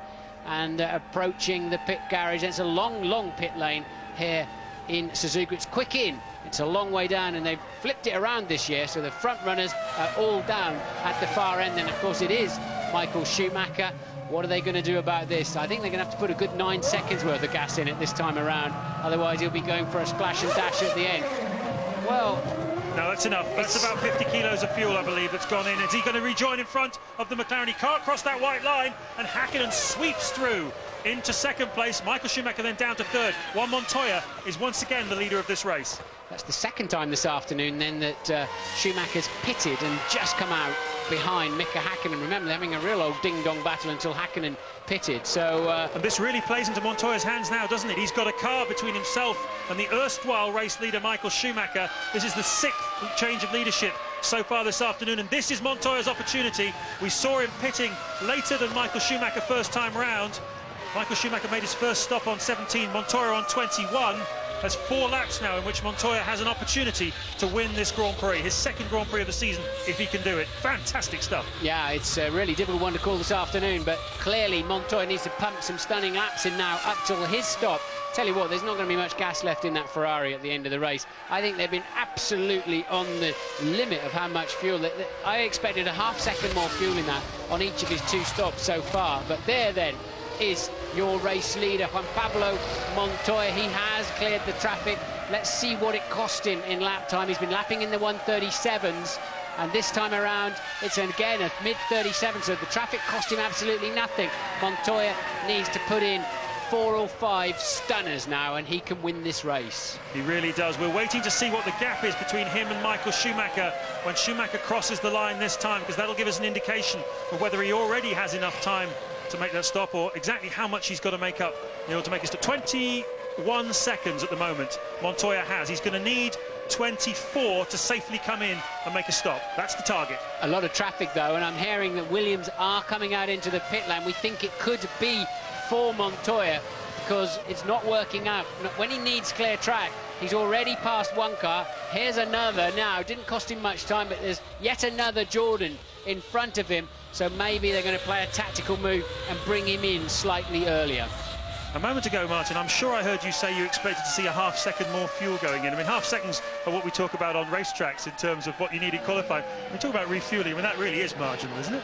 It is, but you're talking of, what, 12, 13 litres per second of fuel flowing in. But I just expected a 9-second stop that time around. But you don't know how much Michael had in when he started the race, but he quite clearly stopped earlier than any of the other 2 stoppers. But Montoya then has cleared the BAR. We saw that happen, has not cleared the Jordan. Will have to go through the chicane, and the pit entry is just on the exit and bouncing across the curb. He knows he's got to get on with it, and that's a frustrating time for him. Ted is down there. So, Martin, Williams' hopes rest on this man, the Colombian Juan Pablo Montoya. He needs to now deliver a result for him because of Ralph's crazy day. I haven't seen him in the pit lane. Here he is. No, he comes into his box, stops well, the tyres are well worn, and the fuel hose is on. There's no problems there. Another set of scrubbed Michelins on for that. The fuel hose is off as McLaren are ready now. Juan Pablo Montoya away, and expect McLaren in very shortly. But out in front goes Michael Schumacher again, retakes the lead for the 3rd different time this afternoon, but at least Montoya gets out in front of Häkkinen. So Montoya maintains his 2nd place, but unfortunately for him, he wasn't able to capitalise on that opportunity. Yes, so Michael does lead. He was behind Häkkinen on the previous lap, but Häkkinen has also pitted. So Michael then back in the lead of the Grand Prix. But Michael then clearly has maintained that advantage. He has indeed. It was Coulthard that Montoya emerged in front of, although it was Häkkinen going into that lap who was behind Michael Schumacher. In fact, he dived into the pits as we saw, so it's all shaking out here. We said Grand Prix racing was boring. Another rip-off came off there for Michael Schumacher. I saw Montoya pulling at one, coming down the pit lane. When you're going slowly, you have to be so careful that doesn't get sucked into your airbox and it sits on the filter and can hamper the rest of your afternoon. You have to be very careful when you get rid of those rip-offs, especially at low speed. So how is it all going to shake out? The only one of the top 4 yet to make another pit stop is David Coulthard. Barrichello not making any progress down there, back in 5th, lapping about the same pace as the McLarens, but 15 seconds behind. No sign of any further penalties for Ralf Schumacher. We know he's still under investigation for crossing the white line. So Montoya 2nd, Häkkinen 3rd. You don't see him, you're seeing Coulthard on the road at the moment. Is he going to dive into the pit lane? He does. So that will put Häkkinen back into 3rd place. So David Coulthard out of position due to the fact that he hadn't made his 2nd and final pit stop. Montoya, though, well, traffic will definitely be a story of the race for him. He could have had an opportunity to win this race, but so many cars in front of him when that opportunity presented itself. Coulthard in there. Right, so Montoya then, he was 6.3 down when this pit stop series started, and now he's 5 seconds behind leader Michael Schumacher. He couldn't go far enough to make the difference. Ralf in then for his 2nd and final stop of the afternoon. As I said, no sign of any further penalties from him. He came in 6th place. Yes, of course, he did have a stop and go, cost him 26 seconds, and that's why he's out of position, really. He's down in 6th place. Lap 40, 13 to go here in Suzuka. Michael Schumacher leading, but the gap is the smallest it's been all afternoon, pretty much since the start. Just 5 seconds between himself and Juan Montoya. Let's hope we're going to go out on a high here at the final race of the championship between the two drivers who many predict will be duking it out next year for the World Championship. 3rd Coulthard, 4th Barrichello, 5th Häkkinen, 6th Ralf Schumacher. Die hebben we nog niet gehad, we hebben ze allemaal gehad, hè? Ja, Ralf weer naar buiten, Frentzen weer naar buiten. De tweede stop is gemaakt. Eerste stops kwamen vroeg, tweede stops dus nu. Is er nog iemand die misschien aan het einde van de rit nog even kort moet? Ik denk het eigenlijk niet, hoor. Laten we daar heel reëel in zijn. De enige die nog niet gestopt heeft van het rijtje is de La Rosa, maar die stopte de eerste keer natuurlijk ook extreem laat. Dus is dat niet zo vreemd. Voorlopig heeft het hem weinig gebracht. Hij ligt op de 12e positie. Schumacher leidt voor Montoya, Coulthard, Barrichello, Häkkinen en Ralf Schumacher. Jos Verstappen teruggevallen naar plaats nummertje 18. Siinä näkyy ruudussa tilanne kärjessä. 6,4 sekuntia. Kärkikaksikon ero. Schumacher siis vetäisi 1,5 sekunnin, tai vetäisi 1,5 sekuntia kaulaa lisää Montoyaan äskeisellä kierroksella. Oikeastaan 1,4 sekuntia ja hän ole 6,4 on tuo ero. Rubens Barrichello ajaa kilpailussa 3. Hänen ero Montoyaan 13,2 sekuntia. 4. on Mika Häkkinen. Ero Rubens Barrichello on 4,3, joten siinä on vielä teoreettiset mahdollisuudet palkintokorokepaikkaan. Häkkisellä äsken oma kilpailun nopein kierroksensa 1.37,2, mutta se on vain 10 nopeampi kuin Rubens Barrichello. David Coulthard on kilpailu 5. Ralf Schumacher 6. Ja kyllä tässä selvästi on nähtävissä se, että silloin kun 3 kärkitiimin autot toimivat, kellään ei ole teknisiä ongelmia eikä muitakaan ongelmia, niin stop and go -rangaistuksesta huolimatta 6 kärki miehitetään näiden tiimien kuljettajilla. Ralf Schumacher on siis 6. Joo, edelleen, vaikka pitää yksi ylimääräinen stoppi tehdä, niin on edelleenkin pisteissä ja tietenkin se on. Siinä se näkee, että kyllä nuo kärkitiimit ne menee ne omaa luokkaansa. Kyllä muilla tiimeillä on paljon työtä edessä, että pystyy siihen valmiin. Ja Ferrarilla valmistaudutaan. Kyllä pysähdykseen. Schumacher sieltä ei siitä tietenkään tule, mutta Rubens Barrichello. Rubens Barrichello on tämä kuljettaja, joka sieltä tulee sisään, ja se tarkoittaa sitä, että Mika Häkkinen nousee kilpailun 3. Ja samalla myöskin se tarkoittaa kyllä ehdottomasti sitä, että tämän vuoden MM-sarjan hopea tulee viemään David Coulthard, kun vain 12 kierrosta on jäljellä. Barrichello on siis liikkeellä 3 pysähdyksen taktiikalla. Welcome back to Suzuka. Lap 42, just 12 laps remaining. And this race still up for grabs between Michael Schumacher and Juan Montoya. Although you have to say Michael Schumacher has eked out the advantage a bit by 1.7 seconds. Meanwhile, Rubens Barrichello in from 3rd place for his 3rd and final stop. A decent stop by Ferrari. He blends back in again, down in around about 5th place, I think, maybe 6th place.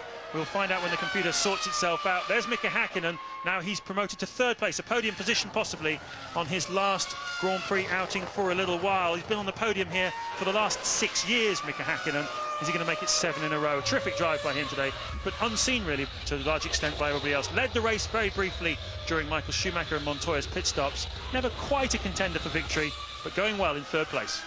Yes, but some 23 seconds down, and of course the two McLarens 1.2 and 1.5 away from Michael Schumacher's pole position, so they've got to play catch-up this winter, and somehow the other teams are going to move forward as well, so a lot of work to do for McLaren and Mercedes-Benz to close that kind of gap. I know they're doing a lot of work on that, and there's a good chance they can find a big chunk of that. And Häkkinen then, look, 16 seconds away from 2nd place Montoya. Not a bad afternoon. Coulthard in a solid 4th place behind him, looking strong for 2nd in the World Championship. But as you say, Mika is a specialist around this racetrack, and are we watching the great Finn in his final turn of a Formula One steering wheel? I don't think so. I've given up trying to second-guess Mika Häkkinen. I have a hunch that he may well be back. I have a hunch that after about 3 or 4 months of the easy life, playing with his young son Hugo and drinking caipirinhas with his wife Aya on the beach in Monaco, he'll think, you know something? Something's missing from my life, and it's going quickly round corners. And I have no doubt that he'll be back. David Coulthard, incidentally, said yesterday he'd love to see Mika come back during next season to do some testing for McLaren to give him an idea of how the car's developed, a fresh pair of eyes and ears, if you like, coming in, which is an interesting insight, I thought. Certainly Mika said he plans to attend Grand Prix next year in McLaren team gear and still on the pit wall from time to time and watch, not all the races, but a few of them. What's your thought? Well, I'm sure if Häkkinen comes back to Formula 1, it'll have to be in a McLaren. I would be amazed if this sabbatical has not tied him into coming back only at the wheel of a McLaren. And that'd be that man there, Ron Dennis, who will have, along with Martin Whitmarsh and McLaren, who will have organised that. But I could well see him turning up to a few Grand Prix, and certainly he's got a lot of experience. And Coulthard and Häkkinen, they started off with a very difficult relationship, but they've, over the years, and of course it's a record partnership they've had, then they've really become quite good mates and they work well together. So I'm sure David would be pleased with a bit of assistance from Mika from time to time. Yeah, 30 Grand Prix they've won together in the last 6 seasons. Pretty remarkable statistic. They've led 33% of all the racing laps since their partnership was formed. It's the longest running Formula 1 duo in the history of the sport. 6 years together, David Coulthard and Mika Häkkinen. Next year we're going to see Kimi Räikkönen taking this car over. He's not had the day he wanted to so far, Kimi Räikkönen. A big accident with Jean Alesi in the early laps of this event. But we're now on lap 44, just 9 to go. Well, the computer screen has looked like a fruit machine all day long, hasn't it? Tumbling and turning around as they coming in for pit stops. 4 different leaders of the Grand Prix, but it's beginning to settle down now. Michael Schumacher's pulling away from Montoya, and the lead is now 8.4 seconds. Why is Montoya's pace falling away? I don't know. They're in the 1:38. 39 for Häkkinen last time around, and 1:37 for Coulthard. He is chasing down Häkkinen. He wants that podium place. That'll be a good finish to the end of the year. So the biggest fight on the track at the moment is probably between the 2 McLarens. Further down the field, Villeneuve in 10th place is just a few tenths behind Trulli in 9th. But another disappointing race for Jarno Trulli, wouldn't you say? Yeah. Really does not inspire you. It's almost like he paces himself in a race. Why can't he show that blistering speed of qualifying for 53 consecutive laps on a Sunday afternoon? That's what he's paid to do. He's off to Benetton, and I'm sure Briatore will be no more pleased than Eddie Jordan if he doesn't deliver up on race day. Yeah, there's a lot expected of him in the team, which is going to be cool come Renault next year. Benetton, of course, bowing out here in Suzuka, and next year it'll become Renault, and surely expected to really come up with the goods. As you say, he seems to have these lapses of concentration during the Grand Prix, but you're looking though at Juan Montoya just taking 0.4 of a second out of race leader Michael Schumacher, but only with 9 laps remaining, Schumacher can afford almost to give away a second a lap to the Colombian and still win this race. Well, 10 out of 10 for trying, Juan Pablo. You really have given us some superb entertainment. Look at that. What a great guy. He's giving it one, isn't he, around this circuit. He's not going to give up. And that's one thing that's characterised Michael Schumacher really in the last 10 years of his career. He never gives up until he sees a checkered flag, and now we've got another one. And Mika Häkkinen to some extent was like that as well, but this guy just does not give up. I'd be amazed if he's not a Formula 1 world champion at some point. And I was talking to one of his good friends the other day, and he said, oh yeah, he's moaning and bitching about some understeer. I'm thinking, you what? You've got to be joking. I've never seen him anything other than sideways. So Montoya does love to hustle a car along, and it's certainly such a pleasure to watch him do that. But the lead then remains at exactly 8 seconds last time they passed the start-finish line. Kulkenut aivan kärkivauhtia, mutta kun aikaa jo tuli, eli tämä tärkeä koitos, niin silloin Schumacher, eilen siis varhain Suomen aikaan näihin samoihin aikoihin, Schumacher oli kyllä herra ja hidalko radalla, ja 70 pohja-aika jossa, niin se on kyllä, se on todella raju. En muista koska viimeksi olisi ollut noin ylivoimainen 1. ja 2. ero. Ei ainakaan tule mieleen nyt näin nopeasti. Ihan saman tien mieleen, mutta kyllä täytyy sanoa, että Suzukassa 70, niin se on kyllä mieletön ero ja mieletön saavutus. Vaikka rata on pitkä, niin silti 5,8 kilometrin rata ja kierrosajat ovat reilusti yli 1,5 minuuttia, kun esimerkiksi Itävallassa mennään A1-ringillä alle 1 ja 10. 7,1, eli jälleen nipistetään vähän tuosta erosta. Thomas Engellä on selvästi jotain ongelmia. Enge tulee jälleen 5. kerran jo varikolle. On nyt kilpailussa viimeisenä. Ja ajaa saman tien boksiin. Eli keskeyttää näin Thomas Engen kausi myöskin päättyy. Ja mielenkiintoista on se, jatkaako Thomas Enge Formula 1 myös ensi kaudella. Luciano Burtinhan on huhuttu jättävän nämä areenat sikseen. Hän on todennut itse, että turvallisuussyistä taida jättää Formula 1. Ainakin harkitsen vakavasti lopettamista Formula 1.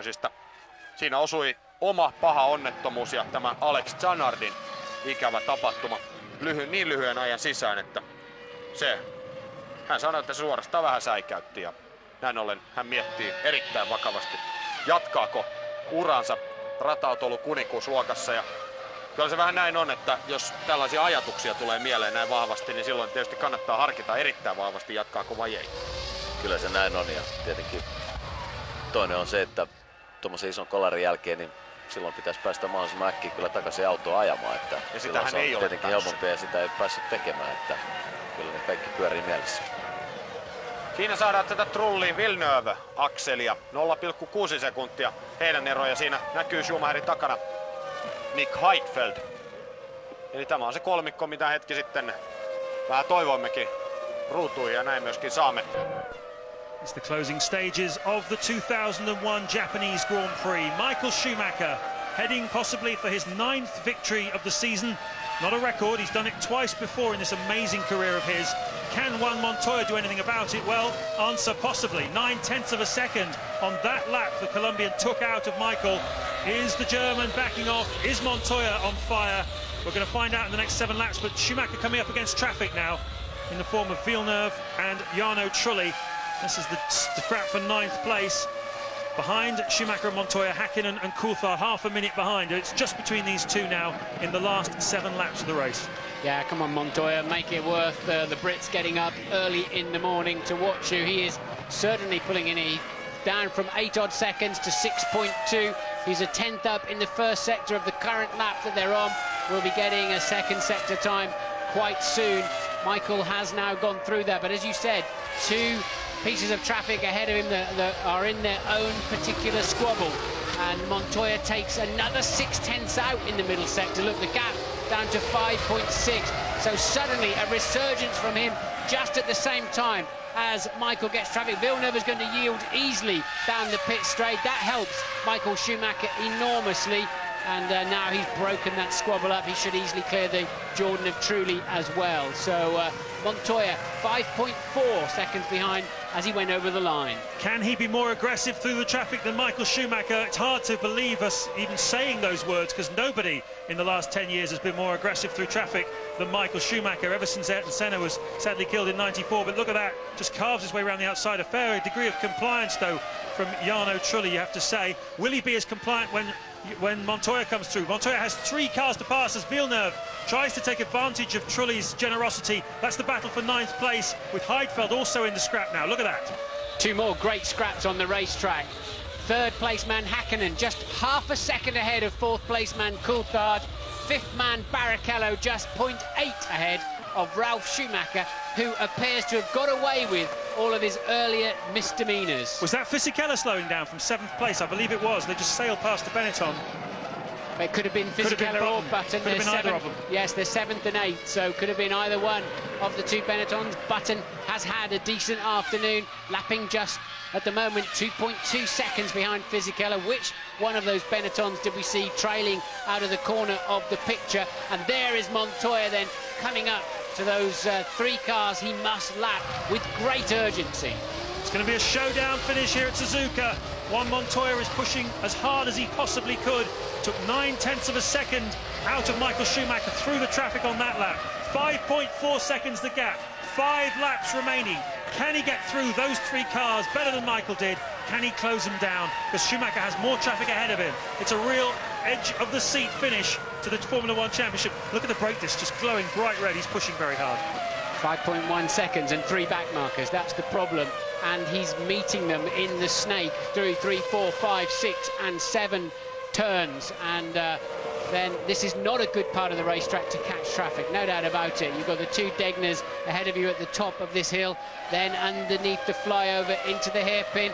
There is the sign that Michael Schumacher has just received, but this is the view ahead of Juan Pablo Montoya in terms of 3 cars to lap. And Coulthard has passed Häkkinen. He was alongside him going on the pit straight, absolutely identical times, and it was indeed Fisichella pulling out of the race. Button up to 7th, and we think Coulthard has probably moved up to 3rd, out of view of the cameras.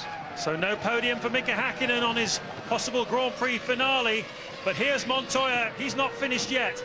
Well, the Williams team call him the Monster. Can he live up to his nickname when it comes to back markers? We're about to find out as Michael Schumacher goes into 130R for the 49th time of this 53-lap Japanese Grand Prix, and Montoya has got it down to 5.1 seconds. 1 down, 2 to go though on the traffic. See, he's only passed one of those 3 in a complete 3.6-mile lap of the circuit. So there are the 2 McLarens, the second one of which is now Mika Häkkinen, and I don't know if he has gremlins. Häkkinen was slow in sector 1, he looks slow in sector 2, so is Häkkinen going to have some kind of problem just at the end of what may be his final Grand Prix, but certainly his final Grand Prix for a while? Well, he may have only passed 1 car in that last lap, Juan Montoya, but he's got the gap down to 4.5 seconds. He took another 0.8 of a second out of Michael Schumacher, even though he had lap traffic to get through. Just listening there, Martin, were you? I was just listening. He doesn't seem to be really hard on it, does he? Häkkinen is losing an awful lot of time. He's lost half the pit straight in a lap to Coulthard, so either he's just backed off to give Coulthard the point, which is no longer necessary because Barrichello is completely out of play down in 5th place. That's the scrap for 2nd in the World Championship. It has surely gone Coulthard's way, but Coulthard then up onto the podium. And what is this battle here that we're looking at? It is a Williams... what are we looking Behind at a Ferrari. here? This could be is the Schumacher. battle between Barrichello and Ralf Schumacher. Yeah. That's the battle for 5th place. Yeah, half a second between them.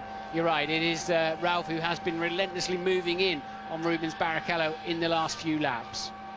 Well, Ralf Schumacher lucky to escape with only 1 steward's warning and a 10-second stop-and-go penalty this afternoon. A variety of misdemeanours, one of which was clearly pardoned, which was when he seemed to cross the white line as these 2 cars with Barrichello in front emerged from the pit lane. We heard from Louise Goodman that the Williams team believe Rubens Barrichello lifted off as if he would deliberately lift off on the exit of a pit lane.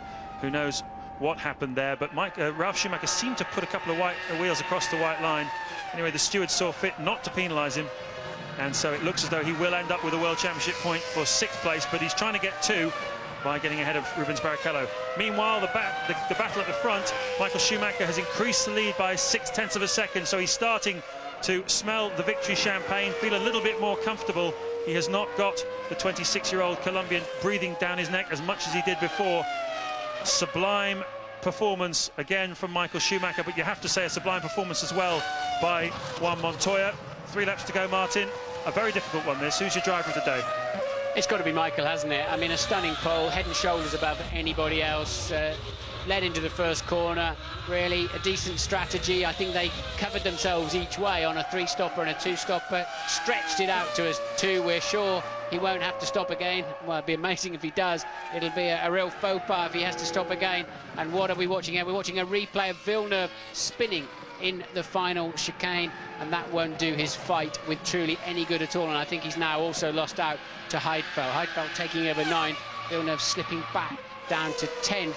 And now we have a 4th retirement in this race. Enger has pulled out of the race in the Prost. So Enger, Irvine, Raikkonen and Lacey, who crashed into each other earlier in the race when Raikkonen lost the car. Lacey had to go off the track with him in sympathy. So still 18 runners.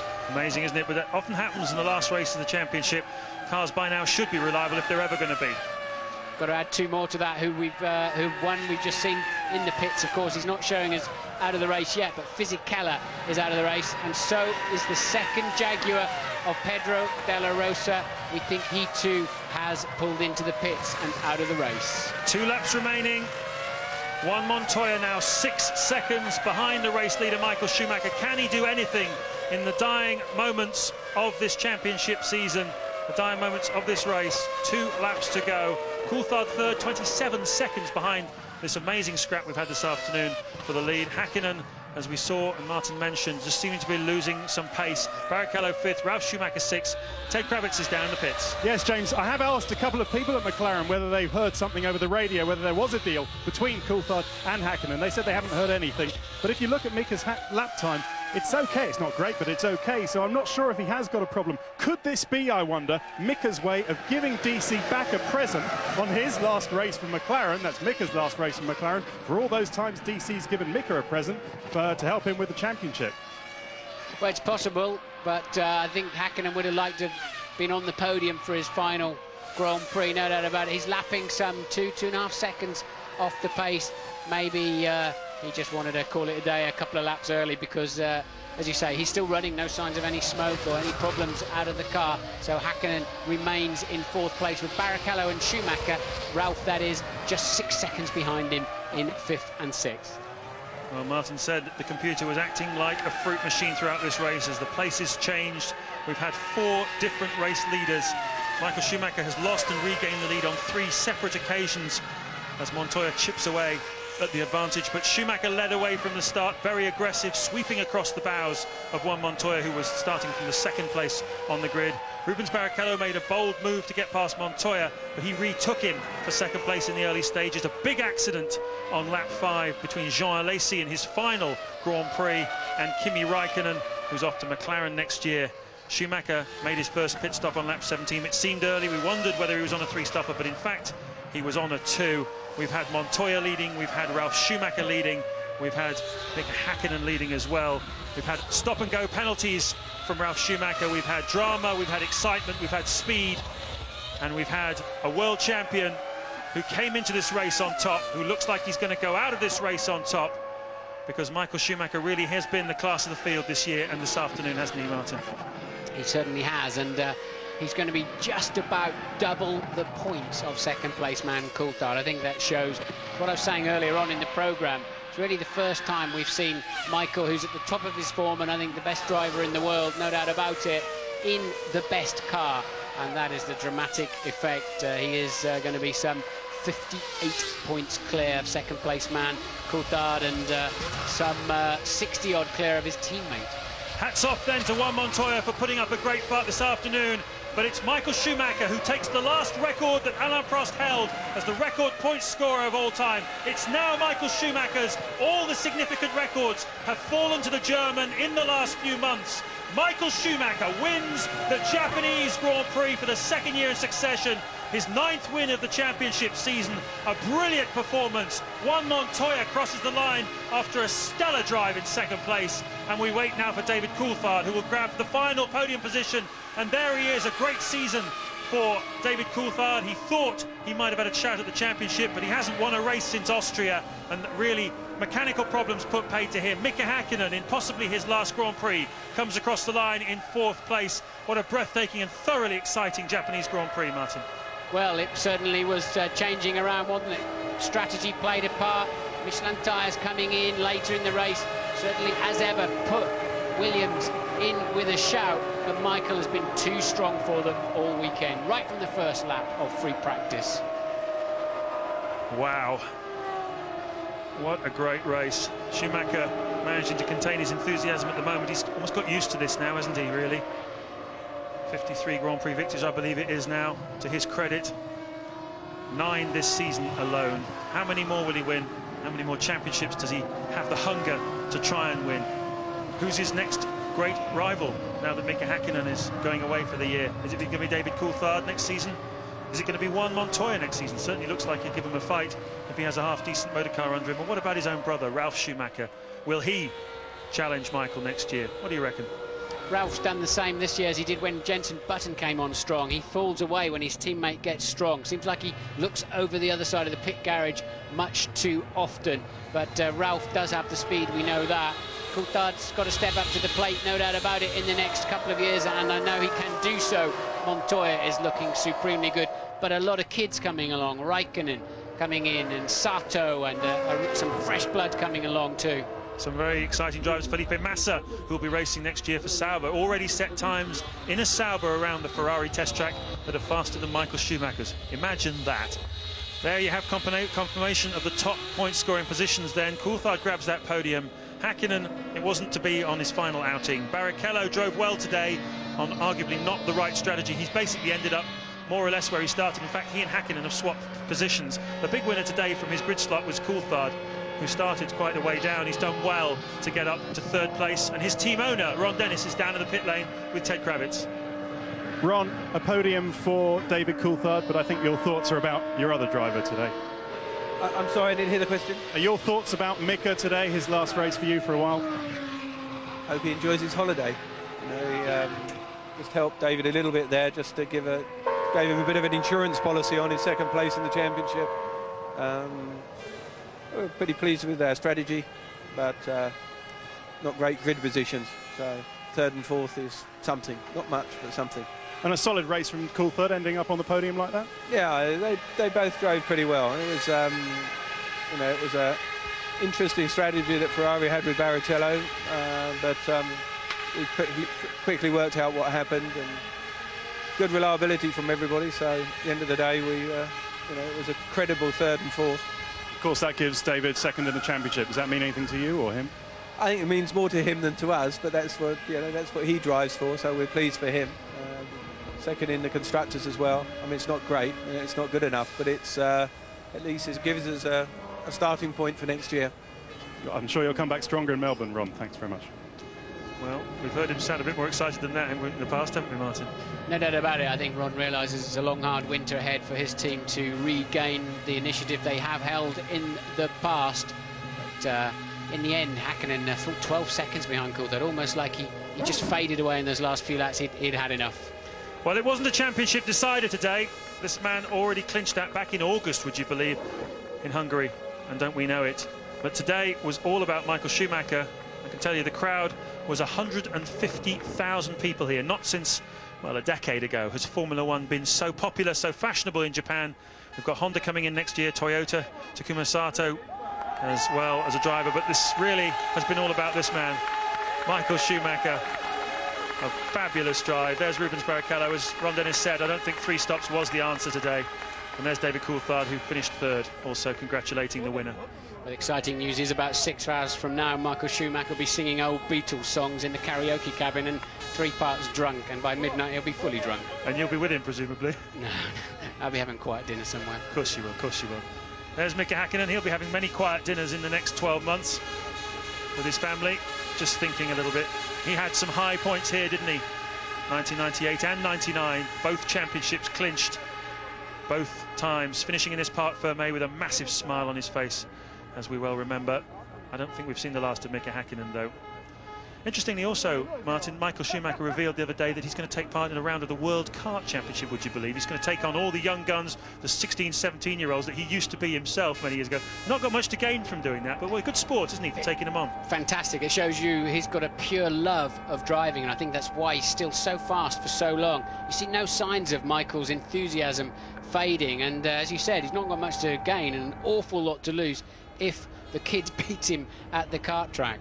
There you are, confirmation then that Sauber have had their best ever season in Formula One. What a great effort there to beat the BAR, Honda, Jordan, Jaguar and Benetton Renault, all of whom have substantially bigger budgets, don't they, than the little Sauber team from Switzerland. Hats off then to Peter Sauber and to his 2 drivers, Kimi Räikkönen and Nick Heidfeld. A great job by them. Bye-bye, Mika.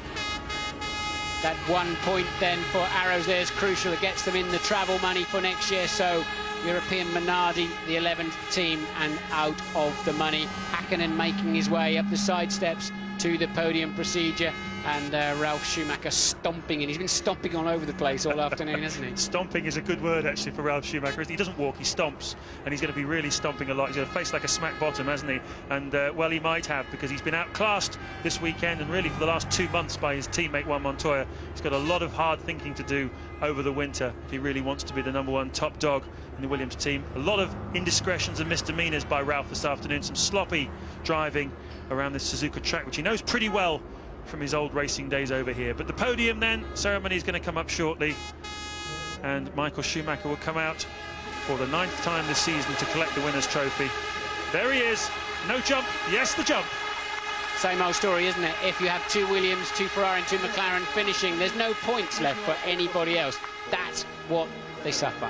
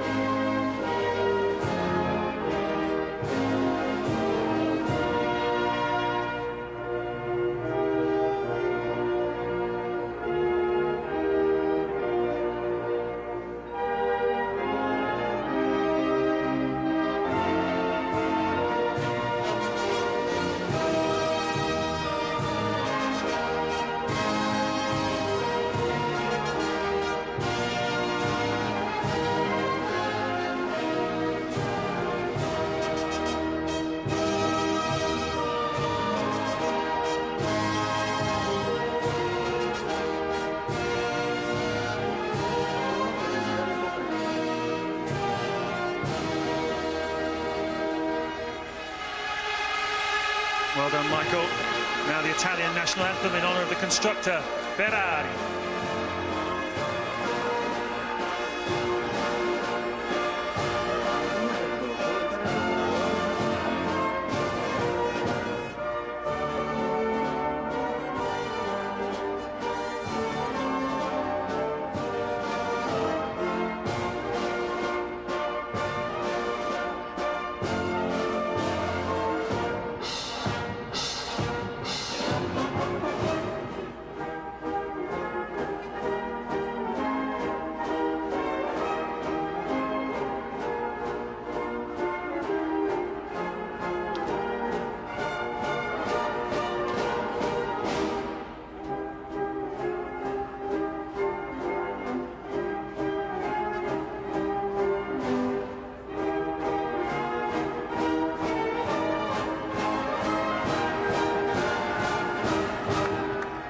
Well, they talk of a Ferrari era.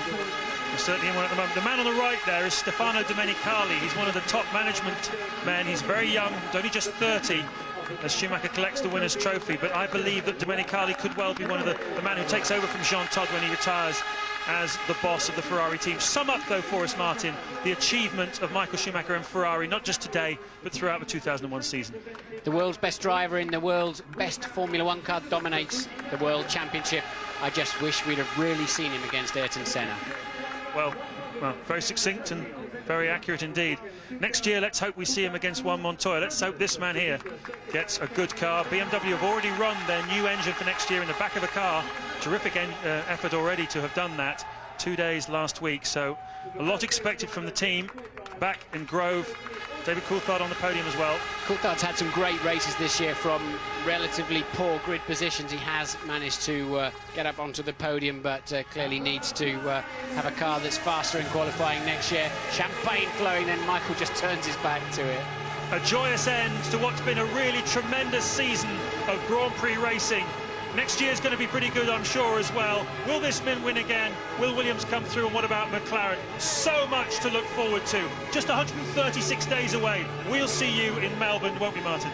We certainly will, and I think we're going to be seeing a lot more of these three drivers in 2002. Enjoy your winter.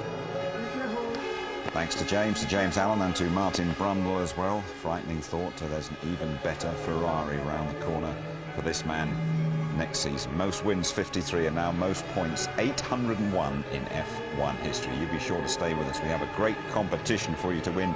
It's a brilliant trip as well to the Australian Grand Prix in the spring. We'll be hearing from the drivers, and there's expert analysis too from Mark Blundell and from Tony Jardine.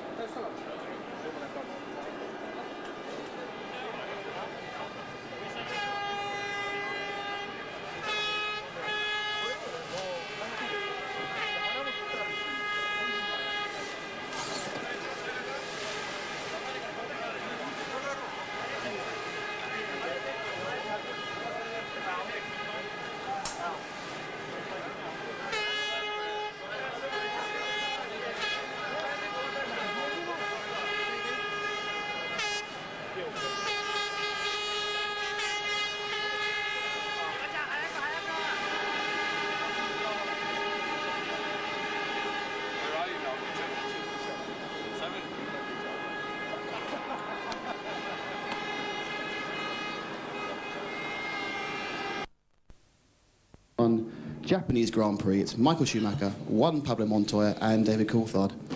Michael, many congratulations. A couple more records for you today. It's your 9th win of the season, equaling yourself and Nigel Mansell's record, and you've beaten Alan Prost's all-time point scoring record as well. Is this basically the perfect end to the perfect Formula One season for you? Yeah, definitely. I mean, despite the records, to finish the season with a high in first position, that's what you wish to do, and then go to the long winter break we're going to face now. Obviously, we have had maybe 2 races being a little bit difficult for us, Monza and Indianapolis, and now we're back to normality, and that's a great end and a great result for a championship we have achieved to finish off the season for the team, for everyone. Looking at the race, you leapt into an 11-second lead in the first 3 or 4 laps, but for anyone it seemed a bit more difficult. Was that you managing the gap, or did the car go off a bit? We had probably the advantage that we were fast in the first couple of laps from our tyres, which then remained very consistent, where maybe the other guys struggled a little bit in the beginning, but then started to be consistent, and the times started to match.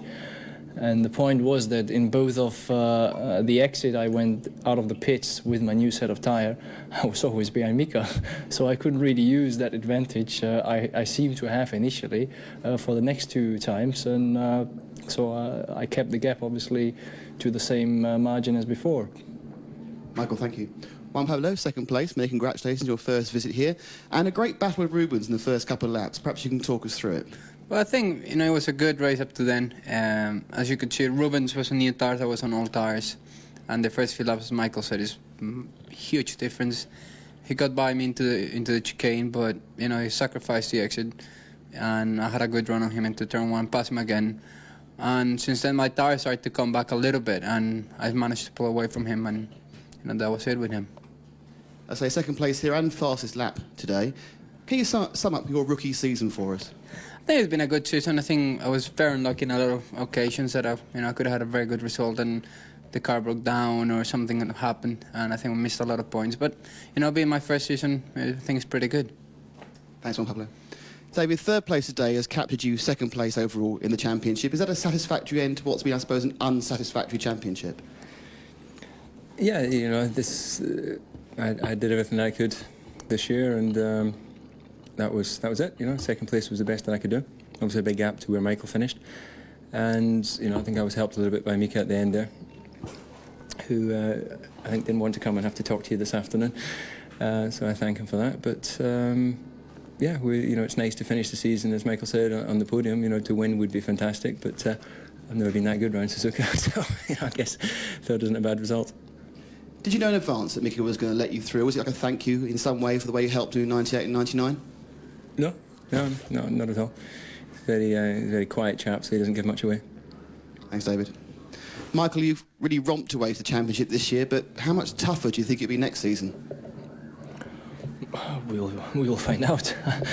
I mean, I think it was a tough challenge. We had an easy run the first 2 races where we were very competitive and dominate, but then after that I thought it got very tight, and the races we won we had to fight quite hard. We were lucky to do the season so early because of some misfortune for David, some mechanical problems he had, and therefore we finished the season early with the championship, but not because we were so dominant. And even now, if you look, it was a fight. In the end, it was no dominance we had.